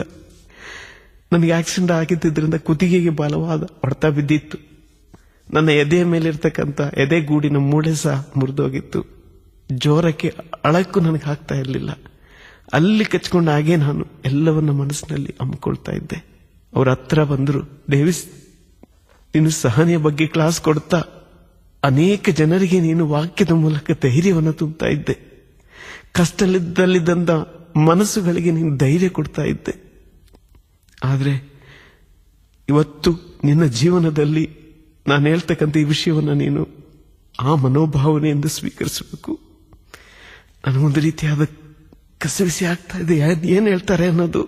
ತಕ್ಷಣ ಅವ್ರು ಹೇಳಿದ್ರು, ಅಂದು ನೀವು ಬರ್ತಿದ್ದಂತ ವ್ಯಾನು ಅಕಸ್ಮಾತ್ ಆಗಿ ಮರಕ್ಕೆ ಡಿಕ್ಕಿ ಹೊಡೆದು ಡೈಸಿ ಅಲ್ಲಿ ಮರಣ ಹೊಂದಿದ್ರು. ಇದನ್ನು ಕೇಳಿದಾಗ ನನಗೆ ಆಕಾಶವೇ ತಲೆ ಮೇಲೆ ಬಿದ್ದಂತ ಅನುಭವ ಆಯಿತು. ದೇವರೇ ದೇವರೇ ಯಾಕಿದ್ದೆ, ನನ್ನ ದೇವರೇ ಯಾಕೆ ನನ್ನನ್ನು ಕೈ ಬಿಟ್ಟಿದ್ದೀರಿ ಅಂತೇಳಿ ಕೂಗಿ ಪ್ರಾರ್ಥಿಸಿದೆ, ಮನನೊಂದು ಪ್ರಾರ್ಥಿಸಿದೆ. ಯಾಕೆಂದ್ರೆ ಆ ರೀತಿಯಾಗಿತ್ತು ನಮ್ಮ ಜೀವನ. ದೇವರು ನನ್ನ ಜೀವನಕ್ಕೆ ದಾನವಾಗಿ ಕೊಟ್ಟವಳು ಅಂತ ನಾನು ಸ್ವೀಕರಿಸಿಕೊಂಡಿದ್ದೆ. ಆದ್ರೆ ಯಾಕೆ ಈಗ ವಾಪಸ್ ತಗೊಂಡ್ರು ಅನ್ನೋದನ್ನ ನನ್ನ ಕೈಲಿ ಅಂಗೀಕರಿಸಿಕೊಳ್ಳಕ್ಕೆ ನನಗೆ ಸಾಧ್ಯವಾಗ್ತಾ ಇರಲಿಲ್ಲ. ಒಂದು ರೀತಿಯಾದ ಜೀವನವೇ ಒಂದು ನಿರಾಶೆಯ ಅವಸ್ಥೆಗೆ ನನ್ನನ್ನು ಕರ್ಕೊಂಡೋಯ್ತು. ರಾತ್ರಿ ಎಲ್ಲ ನಿದ್ದೆ ಬರ್ತಾ ಇರಲಿಲ್ಲ. ತಕ್ಷಣ ನಾನು ಹೇಳಿದೆ, ಡೈಸಿಗೆ ಎಲ್ಲಿ ಅಂತೇಳಿ. ಅವ್ರು ಹೇಳಿದ್ರು, ಚಿಕ್ಕಮಂಗ್ಳೂರಲ್ಲಿ ಫ್ರೀಸರ್ ಅಲ್ಲಿ ಇಟ್ಟಿದ್ದಾರೆ, ಅವಳ ಅಕ್ಕ ಅರ್ಜೆಂಟೈನಾದಿಂದ 11ನೇ ತಾರೀಕು ಬರ್ತಾ ಇದ್ದಾಳೆ. ಅವತ್ತು ಅಂತಿಮ ಸಂಸ್ಕಾರ. 7ನೇ ತಾರೀಕು ಆಕ್ಸಿಡೆಂಟ್ ಆಗಿದ್ದು. ನನಗೆ ಹೇಳ್ತಾ ಇರೋದು 9ನೇ ತಾರೀಕು ರಾತ್ರಿ. 10ನೇ ತಾರೀಕು ನಾನು ಬೆಳಿಗ್ಗೆನೆ ಹೇಳಿದೆ, ಚಿಕ್ಕಮಂಗ್ಳೂರಿಗೆ ಹೋಗೋಣ, ನಾನು ಅವಳನ್ನು ನೋಡಬೇಕು, ಈಗ ನೋಡಬೇಕು ಅಂತೇಳಿ ತುಂಬಾ ಹಠ ಮಾಡಿದೆ. ಡಾಕ್ಟರ್ ಹೇಳಿದ್ರು, ಇಲ್ಲ, ನಿನ್ನ ಕಾಲಿಗೆ ತುಂಬಾ ಹೊಡೆತ ಬಿದ್ದಿದೆ, ಜರ್ಜರಿತು ಹೋಗ್ಬಿಟ್ಟಿದೆ, ಅದರಿಂದ ನಿನ್ನ ಇಲ್ಲಿಂದ ಅಲ್ಲಾಡ್ಸೋದಕ್ಕೆ ಆಗೋದಿಲ್ಲ ಅಂತ ಹೇಳಿದ್ರು. ನಾನು ತುಂಬಾ ಹಠ ಮಾಡಿದೆ. ಅದಕ್ಕೆ ಅವರು ಒಂದು ಹೇಳಿದ್ರು, ಅವಳ ಅಂತಿಮ ಸಂಸ್ಕಾರಕ್ಕೆ ನಾನು ಕಳಿಸ್ಕೊಡ್ತೀನಿ, ಆದ್ರೆ ನಿನಗೆ ಕೋಲು ಇಟ್ಕೊಂಡು ಕ್ರಚಸ್ ಇಟ್ಕೊಂಡು ನಡೆಯೋದಕ್ಕೆ ನಿನಗೆ ಸಾಧ್ಯ ಆದರೆ ಮಾತ್ರ. ಮಾರನೇ ದಿನ ಬೆಳಿಗ್ಗೆನೆ ನನ್ನನ್ನ ಫಿಸಿಯೋಥೆರಪಿಗೆ ಕರ್ಕೊಂಡೋದ್ರು, ಕ್ರಚಸ್ ಕೊಟ್ಟು ನಡೆಸೋದಕ್ಕೆ ಪ್ರಾಕ್ಟೀಸ್ ಕೊಡೋದಕ್ಕೆ. ಆದ್ರೆ ವೀಲ್ ಚೇರ್ ಅಲ್ಲಿ ಕೂರಿಸಿದ ತಕ್ಷಣ ನನಗೆ ತಲೆ ಸುತ್ತು ಬಿದ್ದು ನಾನು ಕೆಳಗಡೆ ಕುಸಿದು ಹೋಗ್ತಾ ಇದ್ದೀನಿ. ವಾರ್ಡಿಗೆ ಕರ್ಕೊಂಡೋದ್ರು, ಅಲ್ಲೂ ಸಹ ಎದ್ದು ನಿಲ್ಲಿಸ್ತಾ ಇದ್ದಾರೆ, ಕೋಲ್ ಕೊಡ್ತಾ ಇದ್ದಾರೆ, ಆದ್ರೆ ತಲೆ ಸುತ್ತಿ ನಾನು ಕೆಳಗಡೆ ಬೀಳ್ತಾ ಇದ್ದೀನಿ. ನನಗೆ ಒಂದು ರೀತಿಯಾದ ನಿರಾಶೆ ಆಗೋಯ್ತು. ಡಾಕ್ಟರ್ ಹೇಳಿದ್ರು, ಆ ರೀತಿಯಾಗಿ ಆದ್ರೆ ಮಾತ್ರ ನಿನಗೆ ಕಳಿಸ್ಕೊಡ್ತೀನಿ ಅಂತೇಳಿ. ವಾಪಸ್ ಕರ್ಕೊಂಬಂದು ನನ್ನನ್ನು ಬೆಡ್ಡಲ್ಲಿ ಬಂದು ಮಲಗಿಸಿದ್ದಾರೆ. ನಾನು ಬೆಡ್ಡಲ್ಲಿ ಆ ಕಡೆ ತಿರ್ಕೊಂಡು ಮಲಗಿ ಅಳ್ತಾ ಇದ್ದೀನಿ. ದೇವರೇ ಯಾಕೆ ದೇವರೇ ಯಾಕೆ ದೇವರೇ ಈ ರೀತಿಯಾಗಿ ಮಾಡ್ತಾ ಇದ್ದೀರಾ? ನನ್ನ ಜೀವನದಿಂದ ಅವಳನ್ನ ಕರ್ಕೊಂಡ್ರಿ ಪರವಾಗಿಲ್ಲ, ಅವಳ ಅಂತಿಮ ಸಂಸ್ಕಾರಕ್ಕಾದ್ರೂ ಹೋಗೋದಕ್ಕೆ ನೀವು ನನಗೆ ಯಾಕೆ ಅನುಮತಿ ಕೊಡ್ತಾ ಇಲ್ಲ ಅಂತೇಳಿ ನಾನು ದೇವರನ್ನು ಕೇಳ್ಕೊಂಡೆ. ಹೇಳ್ತಾ ಇರ್ಬೇಕಾದ್ರೆ ಹ್ಯಾನಾ ಅಂತೇಳಿ ಕೇರಳದ ಒಂದು ಹುಡುಗಿ ಮೆಡಿಷನ್ MBBS ಕಲಿತಿರ್ತಕ್ಕಂಥ 2ನೇ ವರ್ಷದ ಒಂದು ಹುಡುಗಿ, ಸಣ್ಣ ಹುಡುಗಿ. ಅವಳು ನನ್ನ ಮುಂದೆ ಬಂದೆ ನಿಂತ್ಕೊಂಡು, ಅಂಕಲ್ ಯಾಕೆ ಅಳ್ತಾ ಇದ್ದೀರಾ ಅಂತ ಕೇಳಿದ್ರು. ನಾನು ಹೇಳಿದೆ, ನನಗೀಗ ಅಂತಿಮ ಸಂಸ್ಕಾರಕ್ಕೆ ಹೋಗೋದಕ್ಕೆ ಅನುಮತಿ ಕೊಡ್ತಾ ಇಲ್ಲ. ಪ್ರೀತಿಯ ಸಹೋದರ ಸಹೋದರಿಯರೇ, 10-11 ವರ್ಷದಿಂದ ದೇವರ ವಾಕ್ಯವನ್ನು ಹೇಳ್ತಿರ್ತಕ್ಕಂಥ ನನಗೆ ಆ ಸಣ್ಣ ಹುಡುಗಿ ಒಂದು ವಾಕ್ಯವನ್ನು ಹೇಳ್ತಿದ್ದಾಳೆ. ಅಂಕಲ್, ಯೋಹಾನ ಶುಭ ಸಂದೇಶ 14ನೇ ಅಧ್ಯಾಯ 14ನೇ ವಾಕ್ಯ ಏನು ಹೇಳ್ತಾ ಇದೆ? ನನ್ನ ನಾಮದಲ್ಲಿ ಕೇಳುವುದೆಲ್ಲವನ್ನ ಪರಲೋಕದಲ್ಲಿರುವ ತಂದೆ ಕೊಡ್ತಾರೆ ಅಂತ ಹೇಳಿ ವಾಗ್ದಾನ ಮಾಡಿಲ್ವ? ಆ ನಾಮದಲ್ಲಿ ಕೇಳಿ ನಿಮಗೆ ಕೊಡ್ತಾರೆ. ನನ್ನ ಬಲಗೈಯನ್ನು ಹಿಡ್ಕೊಂಡು ಅವಳು ಸಣ್ಣ ಪ್ರಾರ್ಥನೆಯನ್ನು ಮಾಡಿದ್ರು. ಈ ಅಂಕಲ್ನ ನೋವನ್ನು ನೀವು ಕಾಣ್ತಾ ಇದ್ದೀರ. ಯೇಸುವೆ, ನಿಮ್ಮ ನಾಮದಲ್ಲಿ ಒಮ್ಮನಸ್ಸಿನಿಂದ ಇಬ್ಬರು ಪ್ರಾರ್ಥಿಸ್ತಾ ಇದ್ದೀವಿ. ಈ ಅಂಕಲ್ಗೆ ಹೋಗಲು ಅನುಮತಿಯನ್ನು ಕೊಡಿ, ಸೌಖ್ಯ ಕೊಡಿ ಅಂತೇಳಿ ಪ್ರಾರ್ಥನೆಯನ್ನ ಹೇಳಿ ಮುಗಿಸಿ ನನ್ನನ್ನು ಎಬ್ರಿಸಿ ಕೂರಿಸಿದಳು. ನನಗೆ ತಲೆ ಸುತ್ತುವ ಅನುಭವ ಆಗ್ತಾ ಇಲ್ಲ. ತಕ್ಷಣ ಅವಳು ಹೇಳಿದ್ರು, ವೀಲ್ ಚೇರ್ ತಗೊಂಬನ್ನಿ. ವೀಲ್ ಚೇರಲ್ಲಿ ಕುಳಿಸಿದ್ರು. ಆಗಲೂ ನನಗೆ ತಲೆನೋವು ಆಗ್ತಾ ಇಲ್ಲ, ತಲೆ ಸುತ್ತೂ ಆಗ್ತಾ ಇಲ್ಲ. ಬೇಗ ಫಿಸಿಯೋಥೆರಪಿಗೆ ಕರ್ಕೊಂಡೋಗಿ ಕ್ರಚಸ್ ಕೊಟ್ಟು ನಡೆಯೋದಕ್ಕೆ, ನನಗೆ ಪ್ರಾಕ್ಟೀಸ್ ಕೊಡೋದಕ್ಕೆ ಡಾಕ್ಟರ್ನ ಕರೆಸಿದ್ರು. ನನಗೆ ನಡೆಯೋದಕ್ಕೆ ಸಾಧ್ಯ ಆಯಿತು. ನಷ್ಟವಾದಂತಹ ವಿಶ್ವಾಸಪ್ಪನ ಮೊಳಕೊಡೆಯಲು ಪ್ರಾರಂಭಿಸಿತು. ಯಾವ ಯೇಸುವಿನಲ್ಲಿ ವಿಶ್ವಾಸವನ್ನು ನಾನು ಕಳೆದುಕೊಂಡಿದ್ನು, ಆ ವಿಶ್ವಾಸವನ್ನ ಆ ಬಾಲಿಕೆಯ ಮೂಲಕ ದೇವರು ನನ್ನಲ್ಲಿ ಪುನಃ ಸ್ಥಾಪಿಸಲು ಪ್ರಾರಂಭಿಸಿದ್ರು. 11ನೇ ತಾರೀಕು ಬೆಳಿಗ್ಗೆ ಅವಳ ಮೃತ ಶರೀರವನ್ನ ಚಿಕ್ಕಮಗಳೂರಿನಿಂದ ಮಣಿಪಾಲ್ ಹಾಸ್ಪಿಟ್ಲಿಗೆ ತಗೊಂಡು ಬಂದ್ರು. ನನ್ನ ತಮ್ಮನಿಗೂ ಅವಳ ತಮ್ಮನಿಗೂ ಮುಖವನ್ನು ತೋರಿಸಿ ಒಂದು ಮೊಬೈಲ್ ಫ್ರೀಜರ್ನಲ್ಲಿ, ಮುಂದುಗಡೆ ಒಂದು ಆಂಬ್ಯುಲೆನ್ಸ್ನಲ್ಲಿ ಅವಳ ಶರೀರ, ಹಿಂದುಗಡೆ ಆಂಬ್ಯುಲೆನ್ಸ್ನಲ್ಲಿ ನಾನು ಹೋಗ್ತಾ ಇದ್ದೀವಿ. ನನ್ನ ಜೊತೆಲಿ 2 ಜನ ನರ್ಸಸ್ ಇದ್ದಾರೆ. ಗ್ಲೂಕೋಸ್ ಬಾಟ್ಲಿ, ಅದು ಇಂಜೆಕ್ಷನ್, ಪೇನ್ ಕಿಲ್ಲರ್ ಎಲ್ಲ ನನ್ನ ಜೊತೆಲಿ ತಗೊಂಡು ಬರ್ತಾ ಇದ್ದಾರೆ. ಕಾರಣ ಕೂರಕ್ಕಾಗಲ್ಲ, ನಿಲ್ಲಕ್ಕಾಗಲ್ಲದಂತ ಅವಸ್ಥೆ. ಸುಮಾರು 11 ಗಂಟೆ ಅಷ್ಟೊತ್ತಿಗೆ ನಾನು ಮನೆಗೆ ಬಂದಾಗ ಈಗಾಗಲೇ ನನ್ನ ಮನೆ ಹತ್ರ ತುಂಬಾ ಜನಸ್ತೋಮಿ ತುಂಬಿಕೊಂಡಿದೆ. ಯಾರ್ಯಾರೋ ಬಂದು ನನಗೆ ಸಾಂತ್ವನ ಹೇಳೋದಕ್ಕೆ ಬರ್ತಾ ಇದ್ದಾರೆ. ಯಾವುದು ನನಗೆ ಕೇಳಿಸ್ತಾ ಇಲ್ಲ. ನನ್ನ ಮನೆಯೇ ಒಂದು ಸ್ಮಶಾನವಾಗಿ ಮಾರ್ಪಟ್ಟಿದೆ. ಮನೆ ಹತ್ರ ರೋದನೆಗಳು ಕೇಳ್ತಾ ಇದೆ.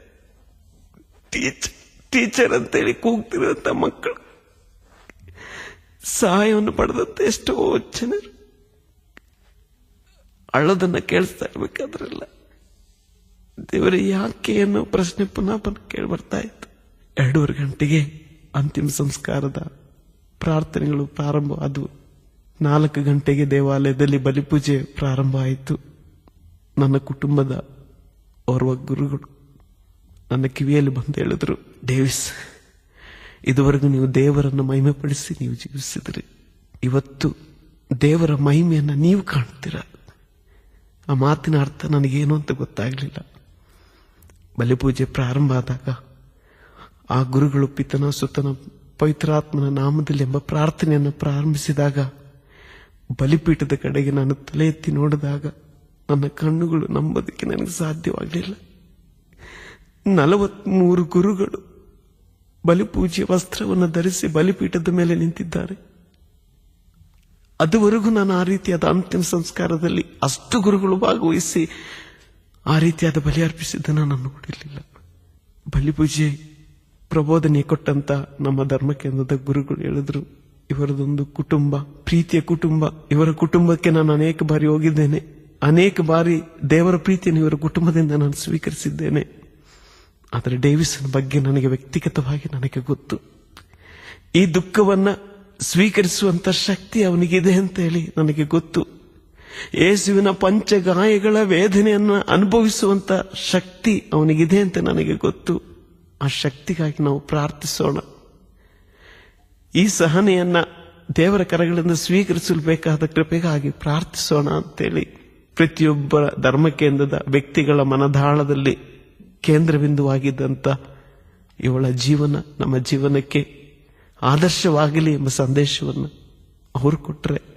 ಫಾದರ್ ಫ್ರಾಂಕ್ಲಿನ್ ಅವರು ಹೇಳಿದ್ರು, ಈ ಲೋಕದಲ್ಲಿ ಎಷ್ಟು ವರ್ಷ ನಾವು ಜೀವಿಸ್ತೀವಿ ಅನ್ನೋದು ಮುಖ್ಯ ಅಲ್ಲ, ಹೇಗೆ ಜೀವಿಸ್ತೀವಿ ಅನ್ನೋದು ಮುಖ್ಯ. ಕೇವಲ 39 ವರ್ಷಗಳಲ್ಲಿ 60-70 ವರ್ಷಗಳಲ್ಲಿ ಸಾಧನೆ ಮಾಡಲಾಗದಿದ್ದುದನ್ನ ಆಕೆ ಮಾಡಿ ಹೋಗಿದ್ದಾಳೆ. ಆ ಜೀವನ ನಮಗೆ ಆದರ್ಶವಾಗಲಿ. ಆಕೆ ಹಾಕಿಕೊಟ್ಟಂತ ಅಡಿಪಾಯದಲ್ಲಿ ನಮ್ಮ ಜೀವನವನ್ನು ಮುಂದುವರಿಸೋಣ.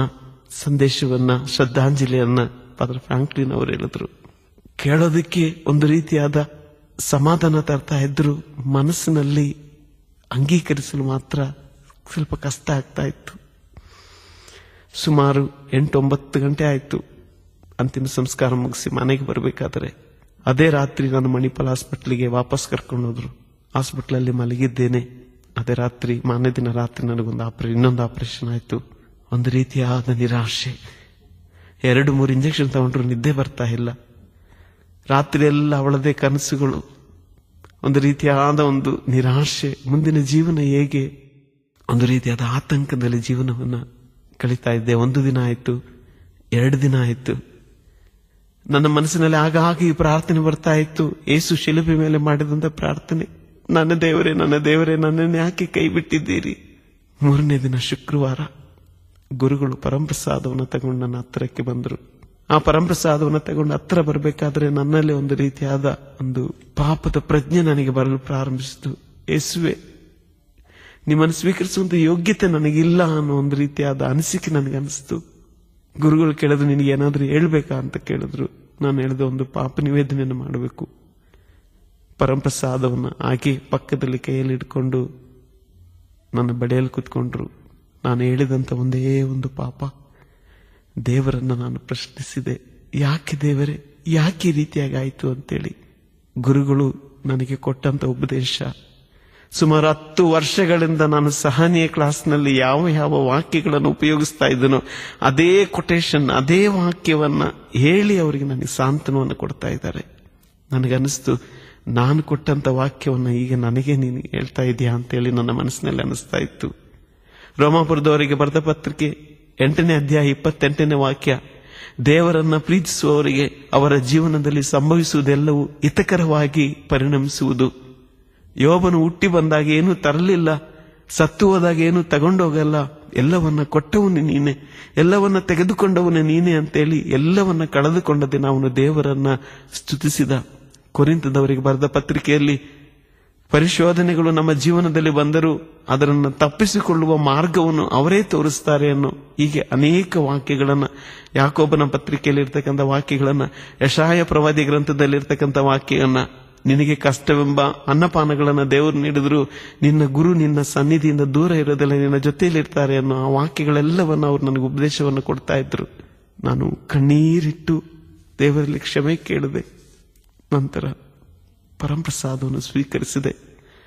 ಒಂದು ರೀತಿಯಾದ ಸಮಾಧಾನ ನನ್ನ ಮನಸ್ಸಿಗೆ ಬಂತು. ನಾನು ಹೇಳಿದೆ, ಮೊದಲೇ ಪ್ರತಿದಿನ ಬಲಿಪೂಜೆಗೆ ಹೋಗ್ತಾ ಇದ್ದಂತ ವ್ಯಕ್ತಿಗಳು ನಾವು. ನನಗೆ ಬಲಿಪೂಜೆಗೆ ಹೋಗ್ಬೇಕು ಅನ್ನೋ ಆಸೆ ನನ್ನ ಮನಸ್ಸಿನಲ್ಲಿ ಬಂತು. ನಾನು ಹೇಳಿದೆ, ಅದುವರೆಗೂ ಯೋಬನ ಘಟನೆಯಲ್ಲಿ ನಾನು ಅನೇಕ ಸಾರಿ ಪ್ರಬೋಧನೆ ಕೊಡ್ತಾ ಹೇಳ್ತಾ ಇದ್ದೆ, ಯೋಬನು ಅಗರ್ಭ ಶ್ರೀಮಂತನಾಗಿದ್ರೂ ಅವನು ಎಲ್ಲವನ್ನ ಕಳೆದುಕೊಂಡ. ಅವನ ಶರೀರದೆಲ್ಲ ಗಾಯಗಳಾಗಿ ರಕ್ತ ಸಿಕ್ತವಾಗಿ ಕೀವು ಸುರಿತಾ ಇತ್ತು. ಆತನ ಹೆಂಡತಿ ಬಂದು ಹೇಳ್ತಾ ಇದ್ರು, ಇನ್ನಾದರೂ ಆ ದೇವರನ್ನ ದೂಷಿಸಿ ಸಾಯಬಾರ್ದ ಅಂತೇಳಿ ದೂಷಿಸಿ ಹೋಗ್ತಾ ಇದ್ದಾಗ ಅವಳನ್ನ ಕರೆದವನು ಹೇಳ್ದ, ದೇವರು ಒಳ್ಳೆಯದನ್ನು ಕೊಟ್ಟಾಗ, ಸುಖವನ್ನು ಕೊಟ್ಟಾಗ ಸಂತೋಷದಿಂದ ಸ್ವೀಕರಿಸ್ತೀವಿ, ಯಾಕೆ ಈ ಕಷ್ಟಗಳನ್ನು ನಾವು ದೇವರ ಕರಗಳಿಂದ ಅದೇ ಮನೋಭಾವದಿಂದ ಸ್ವೀಕರಿಸಬಾರ್ದ ಅಂತೇಳಿ ಯೋಬ ಹೇಳ್ದ ಅನ್ನೋ ಘಟನೆ ನನ್ನ ಮನಸ್ಸಿಗೆ ಬಂತು. ಆದರೆ ನಾನು ಈ ರೋಗ ಅವಸ್ಥೆಯಲ್ಲಿ ಮಲಗಿದ್ದಾಗ ನನ್ನ ಪಕ್ಕದಲ್ಲಿ ಕುತ್ಕೊಂಡು ನನ್ನ ಹೆಂಡತಿ ನನ್ನೊಂದಿಗೆ ಮಾತನಾಡುವಂತ ಅನುಭವ ನನಗಾಯಿತು. ಸದ್ಯಕ್ಕೆ ನೀವು ಕೊಂಚ ಕಾಲ ಹಲವಿಧವಾದ ಪರಿಶೋಧನೆಗಳ ನಿಮಿತ್ತ ದುಃಖವನ್ನು ಅನುಭವಿಸಬೇಕಾಗಿದ್ದರೂ ಪ್ರತ್ಯಕ್ಷವಾಗಲಿರುವ ಆ ಸಿರಿ ಸಂಪತ್ತನ್ನು ಜ್ಞಾಪಿಸಿಕೊಂಡು ಹರ್ಷಚಿತ್ತರಾಗಿರಿ. ಪರಿಶೋಧನೆಗಳು ಬಂದೊದಗುವುದು ನಿಮ್ಮ ವಿಶ್ವಾಸವನ್ನು ಪುಟವಿಡುವುದಕ್ಕಾಗಿಯೇ. ನಶಿಸಿ ಹೋಗುವ ಬಂಗಾರವೂ ಕೂಡ ಬೆಂಕಿಯಿಂದ ಪರಿಶೋಧಿತವಾಗುತ್ತದೆ. ಬಂಗಾರಕ್ಕಿಂತಲೂ ಬಹು ಅಮೂಲ್ಯವಾದ ನಿಮ್ಮ ವಿಶ್ವಾಸವು ಶೋಧಿತವಾಗಬೇಕು. ಆಗ ಮಾತ್ರ ಯೇಸು ಕ್ರಿಸ್ತರು ಪ್ರತ್ಯಕ್ಷವಾಗುವ ದಿನದಂದು ನಿಮಗೆ ಪ್ರಶಂಸೆ, ಪ್ರತಿಷ್ಠೆ ಹಾಗೂ ಪ್ರತಿಭೆ ದೊರಕುತ್ತವೆ. ಹೌದು, ನನ್ನ ಪಕ್ಕದಲ್ಲಿ ನಿಂತ್ಕೊಂಡು ನನಗೆ ಅವಳು ಸಾಂತ್ವನ ಹೇಳ್ತಾ ಇದ್ದಾಳೆ. ನಿಮ್ಮ ವಿಶ್ವಾಸ ಕುಂದಿ ಹೋಗಬಾರದು. ಬಂಗಾರವನ್ನ ಬೆಂಕಿಯಲ್ಲಿ ಹಾಕಿ ಒಳಪು ಬರುವಂತೆ ಮಾಡುವ ರೀತಿಯಲ್ಲಿ ಬಂಗಾರಕ್ಕಿಂತ ಅಮೂಲ್ಯವಾದಂತ ನಿಮ್ಮ ವಿಶ್ವಾಸವನ್ನ ನೀವು ಕಳ್ಕೋಬೇಡಿ. ಇವತ್ತು ನೀವು ಗಟ್ಟಿಯಾಗಿ ಹಿಡಿದು ನಿಂತರೆ ಮುಂದೆ ನಿಮಗೆ ಪ್ರತಿಷ್ಠೆ ಇದೆ, ಪ್ರತಿಭೆ ಇದೆ, ನಿತ್ಯ ಜೀವನ ನೀವು ಪಡೀತೀರಾ. ಇದು ನನ್ನ ಜೊತೆಯಲ್ಲಿ ಅವಳು ನಿಂತ್ಕೊಂಡು ಹೇಳುವಂತೆ ನನಗೆ ಭಾಸವಾಗ್ತಾ ಇತ್ತು. ಈ ವಾಕ್ಯ ಕಳೆದ ವರ್ಷ ಫಾದರ್ ಫ್ರಾಂಕ್ಲಿನ್ ಅವರು ನಿರ್ಮಿಸಿದಂತ ರೋಗಿಗಳಿಗಾಗಿ ಬಲಿಪೂಜೆ ಎಂಬ ಒಂದು ಕ್ಯಾಸೆಟ್ ಇಳಿಸಿದ್ರು. ಅದರಲ್ಲಿ ಫಾದರ್ ಫ್ರಾಂಕ್ಲಿನ್ ಅವರು, ಬ್ರದರ್ ಟಿ.ಕೆ. ಜಾರ್ಜು, ನಾನು, ನನ್ನ ಮಡದಿ, ನನ್ನ ಮಕ್ಕಳು ಮತ್ತು ಅರುಳಮ್ಮ ಸಹೋದರ ಹೀಗೆ ಎಲ್ಲರೂ ಸೇರಿ ಉಪವಾಸವಿದ್ದು ಸ್ಟುಡಿಯೋದಲ್ಲಿ ಬಲಿ ಅರ್ಪಿಸಿ ರೆಕಾರ್ಡ್ ಮಾಡಿದಂತ ಒಂದು ಕ್ಯಾಸೆಟ್ಟಿನ ಒಂದು ಅದರಲ್ಲಿ ಅವಳು ಓದಿದಂತ ವಾಕ್ಯವಾಗಿತ್ತು. ಇದನ್ನು ಅನೇಕ ಸಾರಿ ಮುಂಚೆ ಕೇಳಿದ್ದೆ, ಆದರೆ ಆ ಬೆಡ್ಡಿನಲ್ಲಿ ನಾನು ಮಲಗಿ ಕೇಳಬೇಕಾದ್ರೆ ಅವಳು ನನ್ನ ಹೃದಯಕ್ಕೆ ನಾಟುವ ರೀತಿಯಲ್ಲಿ ಹೇಳುವಂತೆ ಆಗ್ತಾ ಇತ್ತು. ಈ ವಾಕ್ಯ ನನಗಾಗಿಯೇ ಹೇಳಿದಾಳೆ ಅನಿಸಿಕೆ ನನಗೆ ಗೊತ್ತಾಯಿತು. ಆ ವಾಕ್ಯ ನನಗೆ ಧೈರ್ಯ ಕೊಡ್ತು. ನಾನು ನಿಧಾನವಾಗಿ ದೇವರಲ್ಲಿ ಪ್ರಾರ್ಥನೆ ಮಾಡಲು ಪ್ರಾರಂಭಿಸಿದೆ. ನಾನು ಯೋಚನೆ ಮಾಡೋದಕ್ಕೆ ಪ್ರಾರಂಭಿಸಿದೆ. ಯೋಬನ ಬಗ್ಗೆ ನಾನು ಎಷ್ಟು ಸಲ ನಾನು ಪ್ರಬೋಧನೆ ಮಾಡಿದ್ದೇನೆ. ಇದು ನನ್ನ ಜೀವನದಲ್ಲೂ ಸಹ ಸೈತಾನನು ಕೊಟ್ಟಿರುವಂತ ಒಂದು ಪರಿಶೋಧನೆ. ನಂತರ ನಿಧಾನವಾಗಿ ಪ್ರಾರ್ಥನೆಯಲ್ಲಿ ನನ್ನ ಜೀವನವನ್ನು ಕಳೆಯೋದಕ್ಕೆ ಪ್ರಾರಂಭಿಸಿದೆ. 1-2-3 ದಿನ ಆಗೋಷ್ಟೊತ್ತಿಗೆ ನನ್ನ ಬೆಡ್ಡಿನ ಮುಂದುಗಡೆ ಶೇಖರ್ ಅನ್ನೋ ಒಬ್ಬ ಸಹೋದರನನ್ನ ಕರ್ಕೊಂಬಂದು ಮಲಗಿಸಿದ್ದಾರೆ. ಹಲಸಿನ ಮರದ ಮೇಲಿಂದ ಬಿದ್ದಂತ ಮೂಡಿಗೆರೆಯ ಆ ಸಹೋದರ ಕುತ್ತಿಗೆ ಮುರಿದೋಗಿದೆ, ಸೊಂಟದ ಬೆನ್ನುಮೂಳೆ ಮುರಿದೋಗಿದೆ, ಸೊಂಟದ ಕೆಳಗೆ ಯಾವುದೇ ಅಂಗಾಂಗಗಳು ಕೆಲಸ ಮಾಡ್ತಾ ಇಲ್ಲ, ಸ್ಪರ್ಶ ಜ್ಞಾನ ಇಲ್ಲ, 24 ಗಂಟೆ ಮೊಕ್ಕಡೆಯಾಗಿ ಮಲ್ಕೊಂಡಿದ್ದಾನೆ. ಅವನನ್ನು ನೋಡ್ತಾ ಇದ್ದಾಗ ದೇವರು ನನ್ನ ಹತ್ರ ಮಾತನಾಡುವಂತೆ ಭಾಸವಾಯಿತು. ಅವನನ್ನು ನೋಡು, ನಿನ್ನನ್ನು ನೋಡು. ಒಂದು ವೇಳೆ ಆಕ್ಸಿಡೆಂಟ್ ನಲ್ಲಿ ನಿನಗೇನಾದ್ರೂ ಆಗಿದ್ರೆ, ನಾನು ಹಾಗೇ ಯೋಚನೆ ಮಾಡ್ತಾ ಹೋದೆ, ಒಬ್ಬೊಬ್ಬರನ್ನೇ ನೆನೆಸ್ಕೊಂಡು ನೋಡಿದೆ. ಆವಾಗ ಗೊತ್ತಾಯಿತು ದೇವರ ಒಂದು ಕರುಣೆ, ದೇವರ ಸಂರಕ್ಷಣೆ, ದೇವರ ಯೋಜನೆಯನ್ನ ನಾನು ಅರ್ಥ ಮಾಡೋದಕ್ಕೆ ಪ್ರಾರಂಭಿಸಿದೆ. ಆ ಬೆಡ್ನಲ್ಲಿ ಕೂತ್ಕೊಂಡು ಆ ಶೇಖರಿಗಾಗಿ ನಾನು ಪ್ರಾರ್ಥಿಸಿದೆ. ಬೇರೆಯವರಿಗೋಸ್ಕರ ನಾನು ಪ್ರಾರ್ಥಿಸಲು ಪ್ರಾರಂಭಿಸಿದಾಗ ನನ್ನ ಮನಸ್ಸಿಗೆ ಒಂದು ರೀತಿಯಾದ ಸಾಂತ್ವನ ಬರಲು ಪ್ರಾರಂಭ ಆಯಿತು. ಸುಮಾರು 1.5 ತಿಂಗಳು ನಾನು ಹಾಸ್ಪಿಟಲ್ನಲ್ಲಿ ಮೊದಲು ಇದ್ದೆ. ನಂತರ ಮನೆಗೆ ಕರ್ಕೊಂಡು ಬಂದರು. ಕಾರಣ ಅವಳ 40ನೇ ದಿನದ ಕಾರ್ಯವನ್ನು ಮಾಡಬೇಕಾಗಿತ್ತು. ಆಗಲೂ ನನ್ನ ಕಾಲ ಪೂರ್ಣವಾಗಿ ಒಣಗಿರಲಿಲ್ಲ. ಭದ್ರಾವತಿಯಲ್ಲಿರ್ತಕ್ಕ ನಿರ್ಮಲಾ ಹಾಸ್ಪಿಟಲಲ್ಲಿ ಪ್ರತಿದಿನ ನನ್ನನ್ನು ಕರ್ಕೊಂಡೋಗಿ ಡ್ರೆಸ್ ಮಾಡಿ ಕರ್ಕೊಂಡ್ಬರ್ತಾ ಇದ್ರು. 2 ತಿಂಗಳಾಗುವಷ್ಟೊತ್ತಿಗೆ ಗಾಯ ಪೂರ್ತಿ ವಾಸಿಯಾದರೂ ನನಗೆ ನಡೆಯೋದಕ್ಕಾಗ್ಲಿ ನಿಲ್ಲೋದಕ್ಕಾಗ್ಲಿ ಆಗ್ತಾ ಇರಲಿಲ್ಲ. ನನ್ನ ಹತ್ರ ಯಾರಾದ್ರೂ ಕಷ್ಟ ಅಂತ ಬಂದ್ರೆ ಅವರಿಗೆ ಹೇಳ್ತಾ ಇದ್ದೆ, ಒಂದು ಧ್ಯಾನದಲ್ಲಿ ಹೋಗಿ ಭಾಗವಹಿಸಿರಿ ಅಂತೇಳಿ. ಆದರೆ ನನಗೆ ಒಂದು ಯೋಚನೆ ಆಯಿತು, ಧ್ಯಾನಕ್ಕೆ ಹೋಗೋಣ. ನಾನು ಮಾತ್ರ ಅಲ್ಲ, ನನ್ನ ಜೊತೆ ನನ್ನ ತಮ್ಮ, ಅವಳ ತಮ್ಮ ಡೇವಿಸ್, ನಮ್ಮನ್ನು ನೋಡ್ಕೊಳ್ಳೋದಕ್ಕೆ ಒಬ್ಬ ವಿಜು ಅಂತೇಳಿ ಹೀಗೆ 4 ಜನ ನಾವು ಧ್ಯಾನಕ್ಕೆ ಹೋದ್ವಿ. ಆ ಧ್ಯಾನವನ್ನು ನಡೆಸಿಕೊಟ್ಟ ಗುರುಗಳು ನನಗೆ ಬಹಳ ಆತ್ಮೀಯರು, ಪರಿಚಯ ಇರ್ತಕ್ಕಂಥ ಗುರುಗಳು. ಅವರು ಈ ಸಂಭವವನ್ನು ಕೇಳಿ ತುಂಬಾ ವ್ಯಸನ ಪಟ್ಟರು. ಪ್ರತ್ಯೇಕವಾಗಿ ಹೇಳ್ಬೇಕಂದ್ರೆ ಆ ಧ್ಯಾನವನ್ನ ನನಗೋಸ್ಕರ ನಡೆಸಿಕೊಟ್ರು ಅನ್ನೋ ರೀತಿಯಲ್ಲಿ ಒಂದೊಂದು ವಾಕ್ಯಗಳನ್ನು ಅವರು, ಹಾಡುಗಳನ್ನು ಅವರು ಆಡ್ತಾ ಇದ್ರು. ಪ್ರತಿಯೊಂದು ಪ್ರಬೋಧನೆ ಸಮಯದಲ್ಲೂ ಆಗಾಗ ಹೇಳ್ತಾ ಇದ್ರು, ಈ ವಿಷಯ ಡೇವಿಸ್ಗೆ ಅರ್ಥ ಆಯ್ತು ಅಂತ ಕಾಣುತ್ತೆ. ಕಾರಣ ನಾನು ಅಲ್ಲೋದಾಗ ಧ್ಯಾನದಲ್ಲಿ ಕೂತ್ಕೊಂಡಾಗ ಬರೀ ಕಣ್ಣೀರು ಅಳು ಬರ್ತಾ ಇತ್ತು. ನನಗೆ ಒಂದು ರೀತಿಯಾದ ದುಃಖ ಬರ್ತಾ ಇತ್ತು. 3ನೇ ದಿನ ಆಂತರಿಕ ಸೌಖ್ಯದ ಆರಾಧನೆ ಸಮಯದಲ್ಲಿ ಗುರುಗಳು ಹೇಳಿದ್ರು, ಈ ಮರಣವನ್ನ ದೇವರ ಕರಗಳಿಂದ ಸ್ವೀಕರಿಸಲು ಬೇಕಾದ ಶಕ್ತಿಗಾಗಿ ನೀವು ಪ್ರಾರ್ಥಿಸಿರಿ. ನಿಮ್ಮ ಆಪ್ತರ ಮರಣವನ್ನ ದೇವರ ಚಿತ್ತವನ್ನು ಸ್ವೀಕರಿಸಲು ಶಕ್ತಿಗಾಗಿ ಪ್ರಾರ್ಥಿಸಿರಿ ಅಂತೇಳಿ ಪ್ರತ್ಯೇಕವಾಗಿ ಪ್ರಾರ್ಥನೆಯನ್ನು ಮಾಡಿಸ್ತಾ ಇದ್ರು. ನಿಮ್ಮ ದುಃಖಗಳನ್ನೆಲ್ಲ ತಗೊಂಬಂದು ಆ ಪರಿಶುದ್ಧ ಪರಮಪ್ರಸಾದ ಪ್ರಭಾವಳಿಯ ಮುಂದೆ ಮುಟ್ಟಿ ನೀವು ಹೇಳಿ ಅಂತ ಹೇಳಿದ್ರು. ನಾನು ಕಷ್ಟಪಟ್ಟು ಕೋಲಿಟ್ಕೊಂಡು ನಡ್ಕೊಂಡೋಗಿ ಆ ಪ್ರಭಾವಳಿಯನ್ನು ಮುಟ್ಟಿ ನನ್ನ ನೋವು ವೇದನೆಗಳೆಲ್ಲವನ್ನ ಯೇಸುವಿಗೆ ಹೇಳಿದೆ. ಯೇಸುವೆ, ನೀನೇ ಕೊಟ್ಟೆ, ಈಗ ನಿನಗೆ ಸಮರ್ಪಿಸ್ತಾ ಇದ್ದೀನಿ, ಅವಳನ್ನು ಸ್ವೀಕರಿಸುವಂತೆ ಹೇಳ್ಬಿಟ್ಟು ನಾನು ವಾಪಸ್ ಬಂದು ಕೂತ್ಕೊಂಡೆ. ಆ ದಿನ ಬಲಿಪೂಜೆಯ ಸಮಯದಲ್ಲಿ ಪ್ರತಿದಿನ ಪರಮಪ್ರಸಾದ ಕೊಡಕ್ಕೆ ನನ್ನ ಹತ್ರ ಬರ್ತಾ ಇದ್ರು. ಆದರೆ ಅವತ್ತು ನನಗೇನೋ ಒಂದು ರೀತಿಯಾದ ವಿಶ್ವಾಸ, ನನ್ನ ಕಾಲಿಗೆ ನಡೆಯೋದಕ್ಕೆ ಶಕ್ತಿ ಸಿಕ್ಕಿದೆ ಅಂತೇಳಿ ನಿಧಾನವಾಗಿ ಪರಮಪ್ರಸಾದನ ಸ್ವೀಕರಿಸೋದಕ್ಕೆ ಆ ಹೆಜ್ಜೆಯ ನಿಧಾನಕ್ಕೆ ಊರ್ಕೊಂಡು ಹೋಗೋದಕ್ಕೆ ನಾನು ಸಾಧ್ಯ ಆಯಿತು. ನನ್ನ ಕಾಲಿಗೆ ಶಕ್ತಿ ಸಿಗತ್ತೆ ಅನ್ನೋ ವಿಶ್ವಾಸ ನನಗೆ ಬಂತು. ನಾನು ವಾಪಸ್ ಮನೆಗೆ ಬಂದೆ. ಮನೆಗೆ ಬಂದು 1-2-3 ದಿನದಲ್ಲಿ ನಿಧಾನವಾಗಿ ಹೆಜ್ಜೆ ಇಡಲು ಪ್ರಾರಂಭಿಸಿದೆ. ನಂತರ ಮತ್ತೆ ನಾನು ಚೆಕಪ್ ಆಗಿ ನನ್ನ ಮೆಡಿಕಲ್ ಚೆಕಪ್ಗೆ ನಾನು ವಾಪಸ್ ಹೋದಾಗ ಹೆಜ್ಜೆ ಇಟ್ಟು ನಡೆಯೋದನ್ನ ನೋಡಿದಂತ ಆ ಡಾಕ್ಟರ್ಸ್ ಅವರು ದೂರದಿಂದ ನನ್ನನ್ನು ನೋಡಿ ಆಶ್ಚರ್ಯಚಕಿತರಾಗ್ಬಿಟ್ರು. ಒಂದು ರೀತಿಯಾದ ಆಶ್ಚರ್ಯವಾಗಿ ಎದ್ದು ನಿಂತ್ಕೊಂಡ್ಬಿಟ್ರು. ಪಕ್ಕದಲ್ಲಿರೋನ್ ಕರೆದು ಹೇಳಿದ್ರು, ಅಲ್ಲಿ ನೋಡಲ್ಲ ಡೇವಿಸ್ ನಡ್ಕೊಂಡು ಬರ್ತಾ ಇದ್ದಾನೆ. ನಾನು ಹತ್ರ ಹೋಗಿ ಹೇಳಿದೆ, ಸರ್ ತುಂಬಾ ನೋವ್ತಾ ಇದೆ. ಅವ್ರು ನನ್ನ ಹತ್ರ ಹೇಳಿದ್ರು, ಏನು ಮಾರಾಯ ನೀವು ಹೇಳುವುದು, ಈ ಕಾಲು ನಿಮ್ಮ ನಡೆಯೋದಕ್ಕೋಸ್ಕರ ನಾನು ಇಟ್ಟಿದ್ದಲ್ಲ. ಆಕ್ಸಿಡೆಂಟ್ ಆಗಿ ನಿನ್ನನ್ನು ಕರ್ಕೊಂಡು ಬಂದಾಗ ನಮ್ಮ ಪ್ರೊಫೆಸರ್ ಹೇಳಿದ್ರು ನಿನ್ನ ಕಾಲನ್ನ ಕಟ್ ಮಾಡಬೇಕು ಅಂತ ಹೇಳಿ. ಏನೋ ನಾನು ಹಾಗೆ ಬಿಟ್ಟೆ. ಇದು ಕಾಲು ನೋಡೋದಕ್ಕೆ ಬಿಟ್ಟಿದ್ದು, ಆದರೆ ನೀನೀಗ ನಡೀತಾ ಇದೆಯಾ ಅಂತ ಹೇಳಿದ್ರೆ ನೀನು ನಂಬಿದಂತ ದೇವರು ಸತ್ಯವಂತರು. ಹೌದು, ಪ್ರತಿದಿನ ಅವ್ರು ರೌಂಡ್ಸಿಗೆ ಬರಬೇಕಾದ್ರೆ ನಾವೆಲ್ಲ ಜಪ್ಸರ ಪ್ರಾರ್ಥನೆಯನ್ನು ಮಾಡೋದನ್ನ, ಪಕ್ಕದಲ್ಲಿ ಬೈಬಲ್ ಅನ್ನ, ಟೇಪ್ ರಿಕಾರ್ಡ್ ಅನ್ನ, ಗೀತೆಗಳನ್ನ ಕೇಳಿ ಇದನ್ನೆಲ್ಲ ಅವರು ನೋಡ್ತಾ ಇದ್ರು. ಆದ್ರಿಂದ ಅವರು ಆ ಮಾತನ್ನ ಹೇಳಿದ್ರು, ಹೌದು ಯೇಸು ನನಗೆ ಸೌಖ್ಯ ಕೊಟ್ಟರು. ಅವ್ರು ಹೇಳಿದ್ರು, ಈ ಕಾಲು ಕತ್ತರಿಸಿ ಬಿಸಾಕ್ಬೇಕಾಗಿದ್ದು, ಆದರೆ ಇವತ್ತು ನಾನು ಆ ಕಾಲಿಡ್ಕೊಂಡು ನಡೆಯೋದಿಕ್ಕೆ ಸಾಧ್ಯವಾಗ್ತಾ ಇದೆ. ನಂತರ ವಾಪಸ್ ಬಂದೆ, ಕಂಪನಿಗೆ ಬಂದೆ. ಕಂಪನಿಯಲ್ಲಿ ಎಲ್ಲರೂ ನನ್ನ ಆಂಬ್ಯುಲೆನ್ಸ್ನಲ್ಲಿ ಕರ್ಕೊಂಡು ಹೋಗ್ಬೇಕಾದ್ರೆ ನನ್ನ ನೋಡಿದಂತ ಮಿತ್ರರೆಲ್ಲ ಹೇಳಿದ್ರು, ಡೇವಿಸ್ ವಾಪಸ್ ಕೆಲಸಕ್ಕೆ ಬರೋದಿಲ್ಲ ಅಂತೇಳಿ. ನಾನು ಮೊಟ್ಟ ಮೊದಲು ಆಟೋದಲ್ಲಿ ಹೋದೆ 1 ತಿಂಗಳು.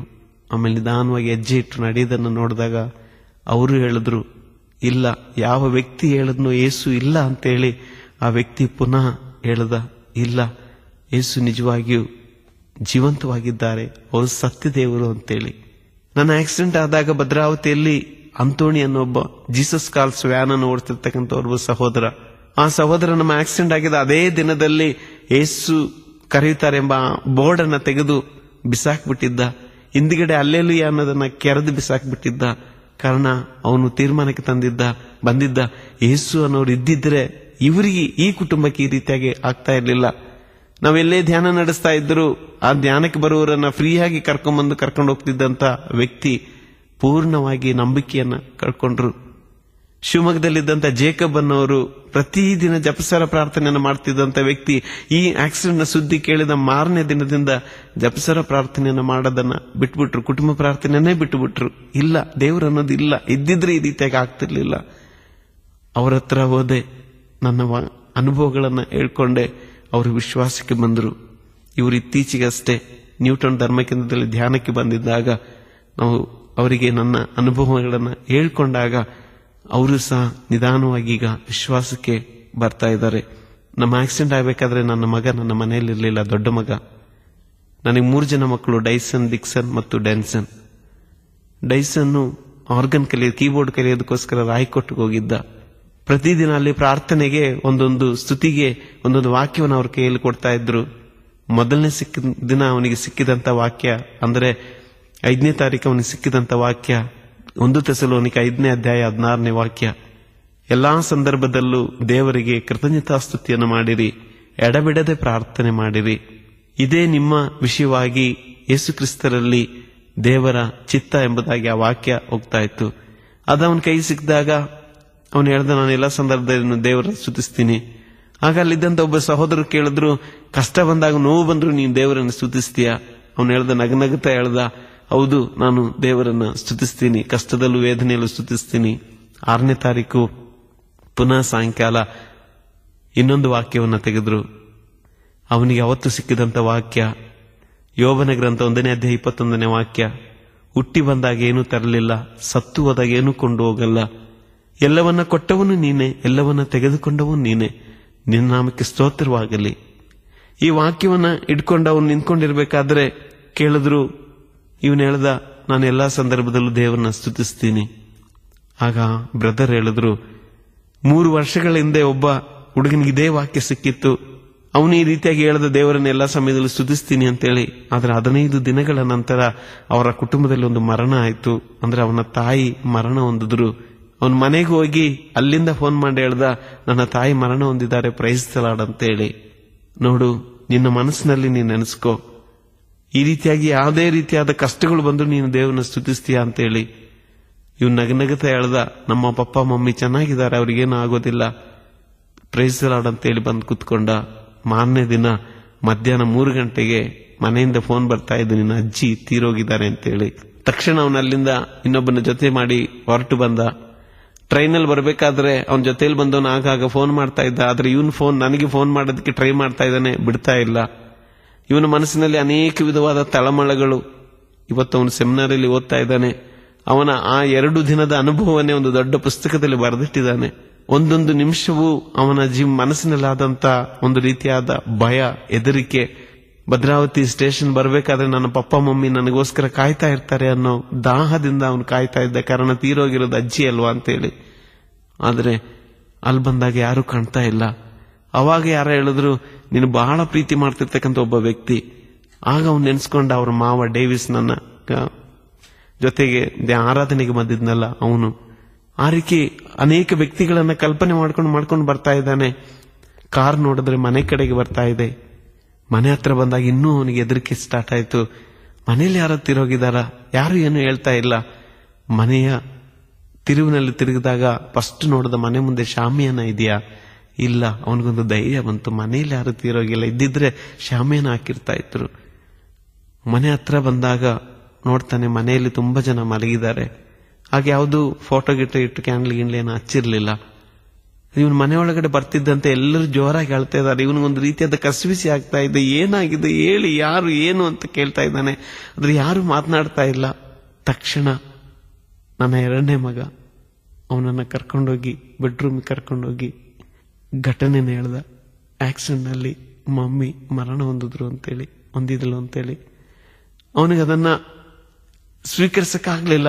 ಆ ಬೆಡ್ರೂಮ್ನಲ್ಲಿ ಹಂಗೆ ಮಕ್ಕಡಿ ಹಂಗೆ ಮಲ್ಕೊಂಡು ಜೋರಾಗಿ ಕೂಗದ ಮಮ್ಮಿ ಅಂತೇಳಿ. ತಕ್ಷಣ ಹಿಂದಿನ ದಿನ ಸಿಕ್ಕಿದಂತ ವಾಕ್ಯವನ್ನು ಜ್ಞಾಪಕ ಮಾಡಿ ಓಡಿ ಬಂದು ಫೋನ್ ತಗೊಂಡು ರಾಯ್ಕೋಟಿಗೆ ಫೋನ್ ಮಾಡಿ ಹೇಳ್ದ. ಆ ಬ್ರದರ್ಗೆ ಹೇಳ್ದ, ನನ್ನ ತಾಯಿ ಮರಣ ಹೊಂದಿದ್ದಾರೆ, ಪ್ರೈಸ್ ದಿ ಲಾರ್ಡ್ ಅಂತೇಳಿ ಫೋನ್ ಇಟ್ಬಿಟ್ಟ.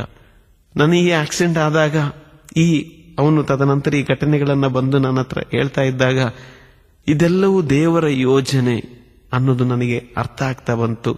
ಆ ಕ್ಯಾಸೆಟ್ನಲ್ಲಿ ಅವಳು ಕೊಡ್ತಕ್ಕಂಥ ಧೈರ್ಯ, ಇವನಿಗೆ ಸಿಕ್ಕಿದಂತ ಸಂದೇಶ. ಸುಮಾರು ಆಕ್ಸಿಡೆಂಟ್ ಆದಾಗ ನಮಗೆ 1.5 ಲಕ್ಷ ನಮಗೆ ದುಡ್ಡು ಖರ್ಚಾಗಿತ್ತಾಗ. ಅಂದ್ರೆ ನನ್ನ ಜೋಬಿನಿಂದ 1 ಪೈಸಾ ತೆಗೆಯುವಷ್ಟು ಅವಕಾಶ ದೇವರು ಕೊಡಲಿಲ್ಲ. ಅನೇಕ ವ್ಯಕ್ತಿಗಳ ಮೂಲಕವಾಗಿ ಪ್ರಾರ್ಥನಾ ತಂಡದವರು, ಮಂಗಳೂರಿನವರು, ಅನೇಕ ಜನರು, ಗುರುಗಳೆಲ್ಲ ಬಂದು 10,000 5,000 ಕೊಟ್ಟು ಹೋಗ್ತಾ ಇದ್ರು. ಆಗ ನಾನು ನೆನೆಸ್ಕೊಂಡಿದ್ದೆ, ದೇವರ ವಾಕ್ಯ ಮಲಾಖ್ಯ ಗ್ರಂಥ, ನಿಮ್ಮ ದಶಾಂಶವನ್ನು ಕೊಟ್ಟು ನೋಡಿ ದೇವರು ನಿಮ್ಮನ್ನು ಅನುಗ್ರಹಿಸ್ತಾನೋ ಇಲ್ಲೋ ಅಂತೇಳಿ. ಹೌದು, ಆ ಸಂದರ್ಭದಲ್ಲಿ ಯಾವುದೇ ರೀತಿಯಾದ ಕಷ್ಟವಿಲ್ಲದೆ ಆರ್ಥಿಕವಾಗಿ ನಮ್ಮನ್ನ ಆ ದಿನಗಳಲ್ಲಿ ದೇವರು ಕಾಪಾಡಿದ್ರು. ನಾನು ನಡೆಯಲು ಪ್ರಾರಂಭಿಸಿದಾಗ ಮೊದಲು ಹೋಗಿದ್ದು ದೇವಾಲಯಕ್ಕೆ ಬಲಿಪೂಜೆಗೆ. ಪ್ರತಿದಿನ ಬಲಿಪೂಜೆಗೆ ಹೋಗ್ತಾ ಇದ್ದಾಗ ಅಲ್ಲಿದ್ದಂತ ನಮ್ಮ ಆತ್ಮೀಯ ಸಹೋದರ ಸಹೋದರಿಯರು ಹೇಳ್ತಾ ಇದ್ರು, ಬ್ರದರ್ ನಾವಿದ್ದೀವಿ, ನೀವು ಧೈರ್ಯವಾಗಿರಿ, ನಾವು ನಿಮಗೋಸ್ಕರ ಪ್ರಾರ್ಥನೆ ಮಾಡ್ತಾ ಇದ್ದೀವಿ. ನಾನು ಹಾಸ್ಪಿಟಲಲ್ಲಿ ಮಲಗಿದ್ದಾಗಲೂ ಸಹ ಪ್ರತಿದಿನ ನನಗೆ ಅನೇಕ ಫೋನ್ಗಳು ಬಂದು ನನಗೆ ಸಾಂತ್ವನ ಕೊಡ್ತಾ ಇದ್ರು. ಅವರೆಲ್ಲ ಹೇಳ್ತಾ ಇದ್ದಿದ್ದು ಒಂದೇ ಒಂದು ಮಾತು, ಬ್ರದರ್ ನಿಮ್ಮ ವಾಕ್ಯವನ್ನು ಕೇಳಿ ನಮ್ಮ ವಿಶ್ವಾಸ ಇವತ್ತು ಧೈರ್ಯವಾಗಿದೆ. ಆದರೆ ಇವತ್ತು ನೀವು ಆ ವಿಶ್ವಾಸವನ್ನ ಹಿಡಿದು ನಮಗೆ ಮಾದರಿ ತೋರ್ಬೇಕು. ನಾವು ನಿಮಗೋಸ್ಕರ ಪ್ರಾರ್ಥನೆ ಮಾಡ್ತಾ ಇದ್ದೀವಿ. ಒಬ್ಬ ಸಹೋದರ ಫೋನ್ ಮಾಡಿ ಹೇಳ್ತಾ ಇದ್ದಾನೆ, ಬ್ರದರ್ ನೀವು ಮತ್ತೆ ನಿಲ್ಬೇಕು, ನಿಮ್ಮ ಕಾಲು ಸೌಖ್ಯ ಹೊಂದೋದಕ್ಕೋಸ್ಕರ ನಾನು ಮರಳನ್ನ ಉಪ್ಪನ್ನ ನೆಲದಲ್ಲಿ ಹಾಕಿ ಆ ಉಪ್ಪಿನ ಮೇಲೆ ಮೊಣಕಾಲೂರಿ ನಿಮಗೋಸ್ಕರ ಪ್ರಾರ್ಥನೆ ಮಾಡ್ತಾ ಇದ್ದೀನಿ, ನೀವು ನಿಲ್ತೀರಾ? ಹೌದು, ಸಾವಿರ ಗಟ್ಟಲೆ ಜನರ ಗುರುಗಳ ಬಲಿಪೂಜೆ ಅರ್ಪಣೆಯ ಯೋಗ್ಯತೆ ಶಕ್ತಿಯಿಂದ ಅನೇಕ ಸಿಸ್ಟರ್ಸ್ ಅವರ ಚಾಪಲ್ನಲ್ಲಿ ಕುಳಿತು ಕಣ್ಣೀರಿನ ಪ್ರಾರ್ಥಿಸಿದ ಪ್ರಾರ್ಥನೆಯ ಫಲವಾಗಿ ಅನೇಕ ಕುಟುಂಬಸ್ಥರು, ನನ್ನ ಆತ್ಮೀಯ ಮಿತ್ರರು ನನಗೋಸ್ಕರ ಪ್ರಾರ್ಥಿಸಿದ ಫಲವಾಗಿ ಇವತ್ತು ನಾನು ನಿಂತಿದ್ದೇನೆ. ಇವತ್ತು ನಾನು ನಿಲ್ಲಕ್ಕೆ ಸಾಧ್ಯ ಆಗ್ತಾ ಇದೆ, ನಡೆಯಕ್ಕೆ ಸಾಧ್ಯ ಆಗ್ತಾ ಇದೆ. ಪ್ರತಿದಿನ ಗುರುಗಳು ಅನೇಕರು ಮನೆಗೆ ಬಂದು ನನಗಾಗಿ ಪ್ರಾರ್ಥಿಸಿ ಹೋಗ್ತಾ ಇದ್ರು. ಅಕ್ಟೋಬರ್ ತಿಂಗಳಲ್ಲಿ, ಅದೇ ವರ್ಷದ ಅಕ್ಟೋಬರ್ ತಿಂಗಳಲ್ಲಿ ಯುವಕರ ಒಂದು ಸಮ್ಮೇಳನ ನಡೀತಾ ಇದೆ. ಗುರುಗಳು ಫಾದರ್ ಫ್ರಾಂಕ್ಲಿನ್ ಅವರು ಹೇಳಿದ್ರು, ಡೇವಿಸ್ ನೀನು ಬಂದು ಸಾಕ್ಷ್ಯ ಕೊಡ್ತೀಯಾ? ನನಗೆ ಮೊದಲು ಒಂದು ರೀತಿಯಾದ ಇದಾಗ್ತಾ ಇತ್ತು, ಈ ಧ್ಯಾನ ಇದಕ್ಕೆಲ್ಲ ಹೋಗಿ ಬಂದಲ್ವ ನನಗೆ ಈ ರೀತಿಯಾಗಿ ಆಗಿತ್ತು. ಇನ್ನು ಮನೆ ಆಯ್ತು, ಕುಟುಂಬ ಆಯ್ತು, ಅದರಲ್ಲೇ ಇರೋಣ ಅನ್ನೋ ಒಂದು ಅನಿಸಿಕೆ ಸೈತಾನ ನನಗೆ ಕೊಡ್ತಾ ಇದ್ದ. ಆದ್ರೆ ಆ ಗುರುಗಳು ಕರೆದಾಗ ನಾನು ಹೋಗ್ಬೇಕು ಅನಿಸ್ತು. ಆ ವೇದಿಕೆ ಬಲಿಪೀಠದ ಮೇಲೆ ನನಗೆ 10 ನಿಮಿಷ ನಿಲ್ಲೋದಕ್ಕೆ ಸಾಧ್ಯ ಆಗ್ತಾ ಇರಲಿಲ್ಲ. ಆದ್ರೂ ಅಲ್ಲಿ ನಿಂತ್ಕೊಂಡು ಗುರುಗಳು ಹೇಳಿದ್ರು, ನಿನ್ನ ಅನುಭವನ ಹಂಚ್ಕೋ ಅಂತೇಳಿ. ನನ್ನ ಸಾಕ್ಷಿಯನ್ನು ನಾನು ಹೇಳಿ ಪ್ರಾರಂಭಿಸಿ ನನ್ನ ಅನುಭವಗಳನ್ನೆಲ್ಲ ಹೇಳಿ ಹೇಳಿ ಹೇಳಿ ಬಂದಾಗ ನನ್ನ ಮನಸ್ಸಿಗೆ ಬಂದದ್ದು ಒಂದು ಗೀತೆ. ನಾನು ಯಾವುದೇ ಧ್ಯಾನಕ್ಕೆ ಹೋದ್ರು ಅನೇಕ ಸಹೋದರ ಸಹೋದರರು ಬಂದು ಕೇಳ್ತಾ ಇದ್ರು, ಬ್ರದರ್ ಆ ಹಾಡನ್ನು ಹಾಡಬೇಕು ನೀವು. ನಾನು ಆ ವೇದಿಕೆಯಲ್ಲಿ ಮೊಟ್ಟ ಮೊದಲು ಪುನಃ ಆ ಗೀತೆಯನ್ನ ಹಾಡಿದೆ. ಆ ಗೀತೆಯ ಸಾಲುಗಳು ನನ್ನ ಜೀವನದ ಒಂದೊಂದು ಘಟನೆಗಳನ್ನ 6-7 ವರ್ಷಗಳ ಹಿಂದೆಯೇ ನಮ್ಮಣ್ಣ ಬರೆದಿಟ್ಟಿದ್ರು. ಅದನ್ನು ನಾನು ಅಲ್ಲಿ ಹಾಡದೆ. ಆದ್ರೆ ಅಲ್ಲಿದ್ದವರೆಲ್ಲರ ಕಣ್ಣಲ್ಲಿ ಕಣ್ಣೀರು ತುಂಬಿ ಬರ್ತಾ ಇತ್ತು. ಕಾರಣ ಒಂದೊಂದು ಸಾಲು ನನ್ನ ಆಗಿನ ಜೀವನದ ಘಟನೆಯನ್ನ ಪ್ರತಿಬಿಂಬಿಸ್ತಾ ಇತ್ತು. ಪುನಃ ಅವತ್ತು 1.5 ಗಂಟೆಗಳ ಕಾಲ ನಾನು ಅಲ್ಲಿ ನಿಂತ್ಕೊಂಡು ಪ್ರಬೋಧನೆ ನನ್ನ ಸಾಕ್ಷಿಯನ್ನು ಹಂಚಿಕೊಂಡೆ. ನನಗೆ ನಂಬಕ್ಕಾಗ್ತಾ ಇಲ್ಲ. 5-10 ನಿಮಿಷ ನಿಲ್ಲಕ್ಕಾಗದಿದ್ದವನಿಗೆ ಇಷ್ಟೊತ್ತು ಹೇಗೆ ನಿಲ್ಲಲು ಸಾಧ್ಯ ಆಯಿತು. ತದನಂತರ ನಾನು ಗುರುಗಳು ಕರೆದಾಗೆಲ್ಲ ಅನೇಕ ಕಡೆಗಳಿಗೆ ಸಾಕ್ಷಿ ಕೊಡೋದಕ್ಕೆ, ವಾಕ್ಯ ಕೊಡೋದಕ್ಕೆ ನಾನು ಹೋಗಲು ಪ್ರಾರಂಭಿಸಿದೆ. ಪ್ರೀತಿಯ ಸಹೋದರ ಸಹೋದರಿಯರೇ, 5 ನಿಮಿಷ 10 ನಿಮಿಷ ನಿಲ್ಲಕ್ಕೆ ಸಾಧ್ಯ ಆಗ್ತಿದ್ದಂತ ನನಗೆ ಮೊನ್ನೆ ನಾನು 6-7 ಗಂಟೆಗಳ ಕಾಲ ನಿರಂತರವಾಗಿ ನಿಂತ್ಕೊಂಡು ಒಂದು ಧ್ಯಾನವನ್ನ, ಒಂದು ಸಾಕ್ಷಿಯನ್ನ ಹಂಚಿಕೊಳ್ಳೋದಂತ ಶಕ್ತಿಯನ್ನ ಪುನಃ ನನ್ನ ಕಾಲಿಗೆ ದೇವರು ಶಕ್ತಿಯನ್ನ ಕೊಟ್ಟರು. ನನ್ನ ಕುತ್ತಿಗೆ ನೋವು ಇಲ್ಲವಾಯಿತು. ನನ್ನ ಎದೆಯ ಮುರಿದಾದಂಥ ಮೂಳೆ ಎಲ್ಲ ಕೂಡಿತು. ಪುನಃ ನನಗೆ ಅದೇ ಆತ್ಮಧೈರ್ಯ, ಆ ಯೇಸುವಿನ ಕಳೆದುಕೊಂಡಂತಹ ವಿಶ್ವಾಸ ಪುನಃ ದೇವರು ನನಗೆ ಪ್ರತಿಷ್ಠಾಪಿಸಿದ್ರು. ಅನೇಕ ಜನ ನನಗೆ ಫೋನ್ ಮಾಡಿ ಪುನಃ ಹೇಳ್ತಾ ಇದ್ದಾರೆ, ನಾನು ಆತ್ಮಹತ್ಯೆ ಮಾಡ್ಕೋಬೇಕು ಅಂತೇಳಿ ಆ ಧ್ಯಾನಕ್ಕೆ ಬಂದೆ. ಆದರೆ ನಿಮ್ಮ ಸಾಕ್ಷಿಯನ್ನ, ನಿಮ್ಮ ಅನುಭವನ ಕೇಳಿ ನನ್ನ ಕಷ್ಟನೇ ದೊಡ್ಡದು ಅಂತಿದ್ದೆ. ಆದರೆ ನೀವಿಷ್ಟು ದೇವರ ಜೊತೆಯಲ್ಲಿದ್ದು ಇದನ್ನ ಸಹಿಸಿ ನೀವು ಪುನಃ ದೇವರ ಜೊತೆಯಲ್ಲಿದ್ದೀರಾ ಅಂತ ಹೇಳಿದ್ರೆ, ಯೇಸು ನಿಮ್ಮ ಜೊತೆಯಲ್ಲಿದ್ದಾರೆ, ಎಲ್ಲವನ್ನು ಸಾಧಿಸಕ್ಕೆ ಸಾಧ್ಯ ಇದೆ. ನೀವು ಹೇಳಿದಂತ ಆ ವಾಕ್ಯ ಇವತ್ತು ನನಗೆ ಮನಸ್ಸಿಗೆ ಧೈರ್ಯ ಕೊಡ್ತಾ ಇದೆ. ಈ ಲೋಕದಲ್ಲಿ ಕಷ್ಟ ಸಂಕಷ್ಟಗಳು ತಪ್ಪಿದ್ದಲ್ಲ, ಭಯಪಡಬೇಡಿ, ನಾನು ಲೋಕವನ್ನು ಜಯಿಸಿದ್ದೇನೆ. ಹೌದು ಆತ್ಮೀಯರೇ, ಯೇಸು ನನ್ನ ಜೊತೆಯಲ್ಲಿರಬೇಕಾದರೆ ಅದೇ ರೋಮಾಪುರದವರಿಗೆ ಬರೆದ ಪತ್ರಿಕೆ 8ನೇ ಅಧ್ಯಾಯ 35 ವಾಕ್ಯ, ಕ್ರಿಸ್ತ ಯೇಸುವಿನ ಪ್ರೀತಿಯಿಂದ ನಮ್ಮನ್ನು ಬೇರ್ಪಡಿಸಲು ಈ ಲೋಕದ ಯಾವುದೇ ಶಕ್ತಿಯಿಂದಲೂ ಸಾಧ್ಯವಿಲ್ಲ.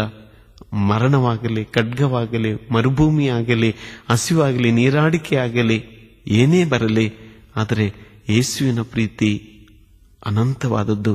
ಆ ಪ್ರೀತಿಯಿಂದ ನಮ್ಮನ್ನು ಬೇರ್ಪಡಿಸಲು ಸಾಧ್ಯವಿಲ್ಲ. ಆ ಯೇಸು ನನ್ನ ಜೊತೆಯಲ್ಲಿರಬೇಕಾದ್ರೆ ನಾನು ಎಲ್ಲವನ್ನ ಸಾಧಿಸ್ತೇನೆ, ಎಲ್ಲವನ್ನ ನಾನು ಜಯಿಸುತ್ತೇನೆ. ನಾನು ಜಯಿಸಿದ್ದೇ ಆದಲ್ಲಿ ನಿಮಗೂ ಜಯಿಸೋದಕ್ಕೆ ಖಂಡಿತವಾಗಿ ದೇವರು ಶಕ್ತಿಯನ್ನು ಕೊಡ್ತಾರೆ. ಆ ಶಕ್ತಿಯಲ್ಲಿ ಆಶ್ರಯಿಸೋಣ. ಪವಿತ್ರಾತ್ಮರಲ್ಲಿ ನಾವು ಪ್ರಾರ್ಥಿಸೋಣ. Praise the Lord. ಇವತ್ತು ನನಗೆ ದುಃಖ ಇದೆ, ವೇದನೆ ಇದೆ. ಶಾರೀರಿಕವಾಗಿ ಅವಳು ನನ್ನ ಜೊತೆ ಇಲ್ದಿದ್ರು ನನ್ನ ಆತ್ಮದಲ್ಲಿ ಅವಳು ಬದುಕಿದ್ದಾಳೆ. ಅವಳ ಹಳೆಯ ಆ ಸವಿ ನೆನಪುಗಳೊಂದಿಗೆ ಇವತ್ತು ನನ್ನ ಹೃದಯದಲ್ಲಿ ಜೀವಿಸ್ತಾ ಇದ್ದಾಳೆ. ಇವತ್ತು ನನ್ನ ತಾಯಿ ನನಗೆ ಸಹಾಯವಾಗಿದ್ದಾರೆ, ಶಕ್ತಿಯಾಗಿದ್ದಾರೆ, ಜೊತೆಯಲ್ಲಿದ್ದಾರೆ. ಅವರು ನನ್ನ ಕಣ್ಣೀರಿನಿಂದ ದೇವರು ನನ್ನನ್ನು ಬಿಡಿಸಿದರು. ಕಷ್ಟ ದುಃಖ ವೇದನೆಗಳಿಂದ ನನ್ನನ್ನು ವಿಮೋಚಿಸಿದರು. ಈಗೋ ನಿಮ್ಮ ಕಷ್ಟ ಕಣ್ಣೀರಿನಿಂದ ಬಿಡುಗಡೆಗೊಳಿಸಲು ವಂದನೀಯ ಸ್ವಾಮಿ ಫ್ರಾಂಕ್ಲಿನ್ ಅವರು ಈಗ ನಿಮಗಾಗಿ ಪ್ರಾರ್ಥಿಸಲಿದ್ದಾರೆ. ಪ್ರಾರ್ಥಿಸೋಣ. ಸ್ತುತಿಗಳ ಮಧ್ಯೆ ವಾಸಿಸುವವನು, ಸ್ತುತಿಗೆ ಪಾತ್ರನು, ಸ್ತುತಿಯಲ್ಲಿ ಜೀವಿಸುವವನು ಆದ ಪ್ರಭು ಯೇಸುವೆ, ನಿಮ್ಮ ನಾಮಕ್ಕೆ ಅನಂತ ಕೋಟಿ ಸ್ತೋತ್ರಗಳು ಸ್ವಾಮಿ. ಯೋಹಾನ 16:33, ನಿಮಗೆ ನನ್ನಲ್ಲಿ ಶಾಂತಿ ಸಮಾಧಾನ ಲಭಿಸಲೆಂದು ಇದನ್ನೆಲ್ಲ ನಿಮಗೆ ಹೇಳಿದ್ದೇನೆ. ಲೋಕದಲ್ಲಿ ನಿಮಗೆ ಕಷ್ಟ ಸಂಕಟಗಳು ತಪ್ಪಿದ್ದಲ್ಲ, ಆದರೆ ಧೈರ್ಯವಾಗಿರಿ, ನಾನು ಲೋಕವನ್ನು ಜಯಿಸಿದ್ದೇನೆ ಎಂದು ಯೇಸುವೆ ನೀವು ನುಡಿದಿರಿ. ಸಂತ ಪೌಲರು ಕೊರಿಂಥದವರಿಗೆ ಬರೆದ 2ನೇ ಪತ್ರಿಕೆಯಲ್ಲಿ 5:7 ಹೀಗೆ ನುಡಿದರು, ನಾವು ನೋಡಿ ನಡೆಯುವವರಲ್ಲ, ನಂಬಿ ನಡೆಯುವವರು. ಸಾಯಬೇಕಾಗಿ ಬಂದರೂ ನಂಬಿಗಸ್ತನಾಗಿರೋ. ಇದೋ ನನ್ನ ಆತ್ಮೀಯ ಮಿತ್ರ, ಪ್ರಾಣ ಸ್ನೇಹಿತ ಬ್ರದರ್ ಟಿ.ವಿ. ಡೇವಿಸ್ ಮತ್ತೆ ಯೇಸುವಿಗಾಗಿ ನಿಂತಿದ್ದಾರೆ. ಯೇಸುವಿಗಾಗಿ ಜೀವಿಸಲು ನಿರ್ಧರಿಸಿದ್ದಾರೆ. ಯೇಸುವಿಗೆ ಸಾಕ್ಷಿಯಾಗಿದ್ದಾರೆ. ಯೇಸು ಒಂದು ಕಥೆಯಲ್ಲ, ಯೇಸು ಒಂದು ಕವಿತೆಯಲ್ಲ, ಯೇಸು ಒಂದು ಪುರಾಣವಲ್ಲ, ಯೇಸು ಒಂದು ಚರಿತ್ರೆಯನ್ನು ಸೃಷ್ಟಿಸಿ ಚರಿತ್ರೆಯಾಗಿಯೇ ಉಳಿಯಲಿಲ್ಲ.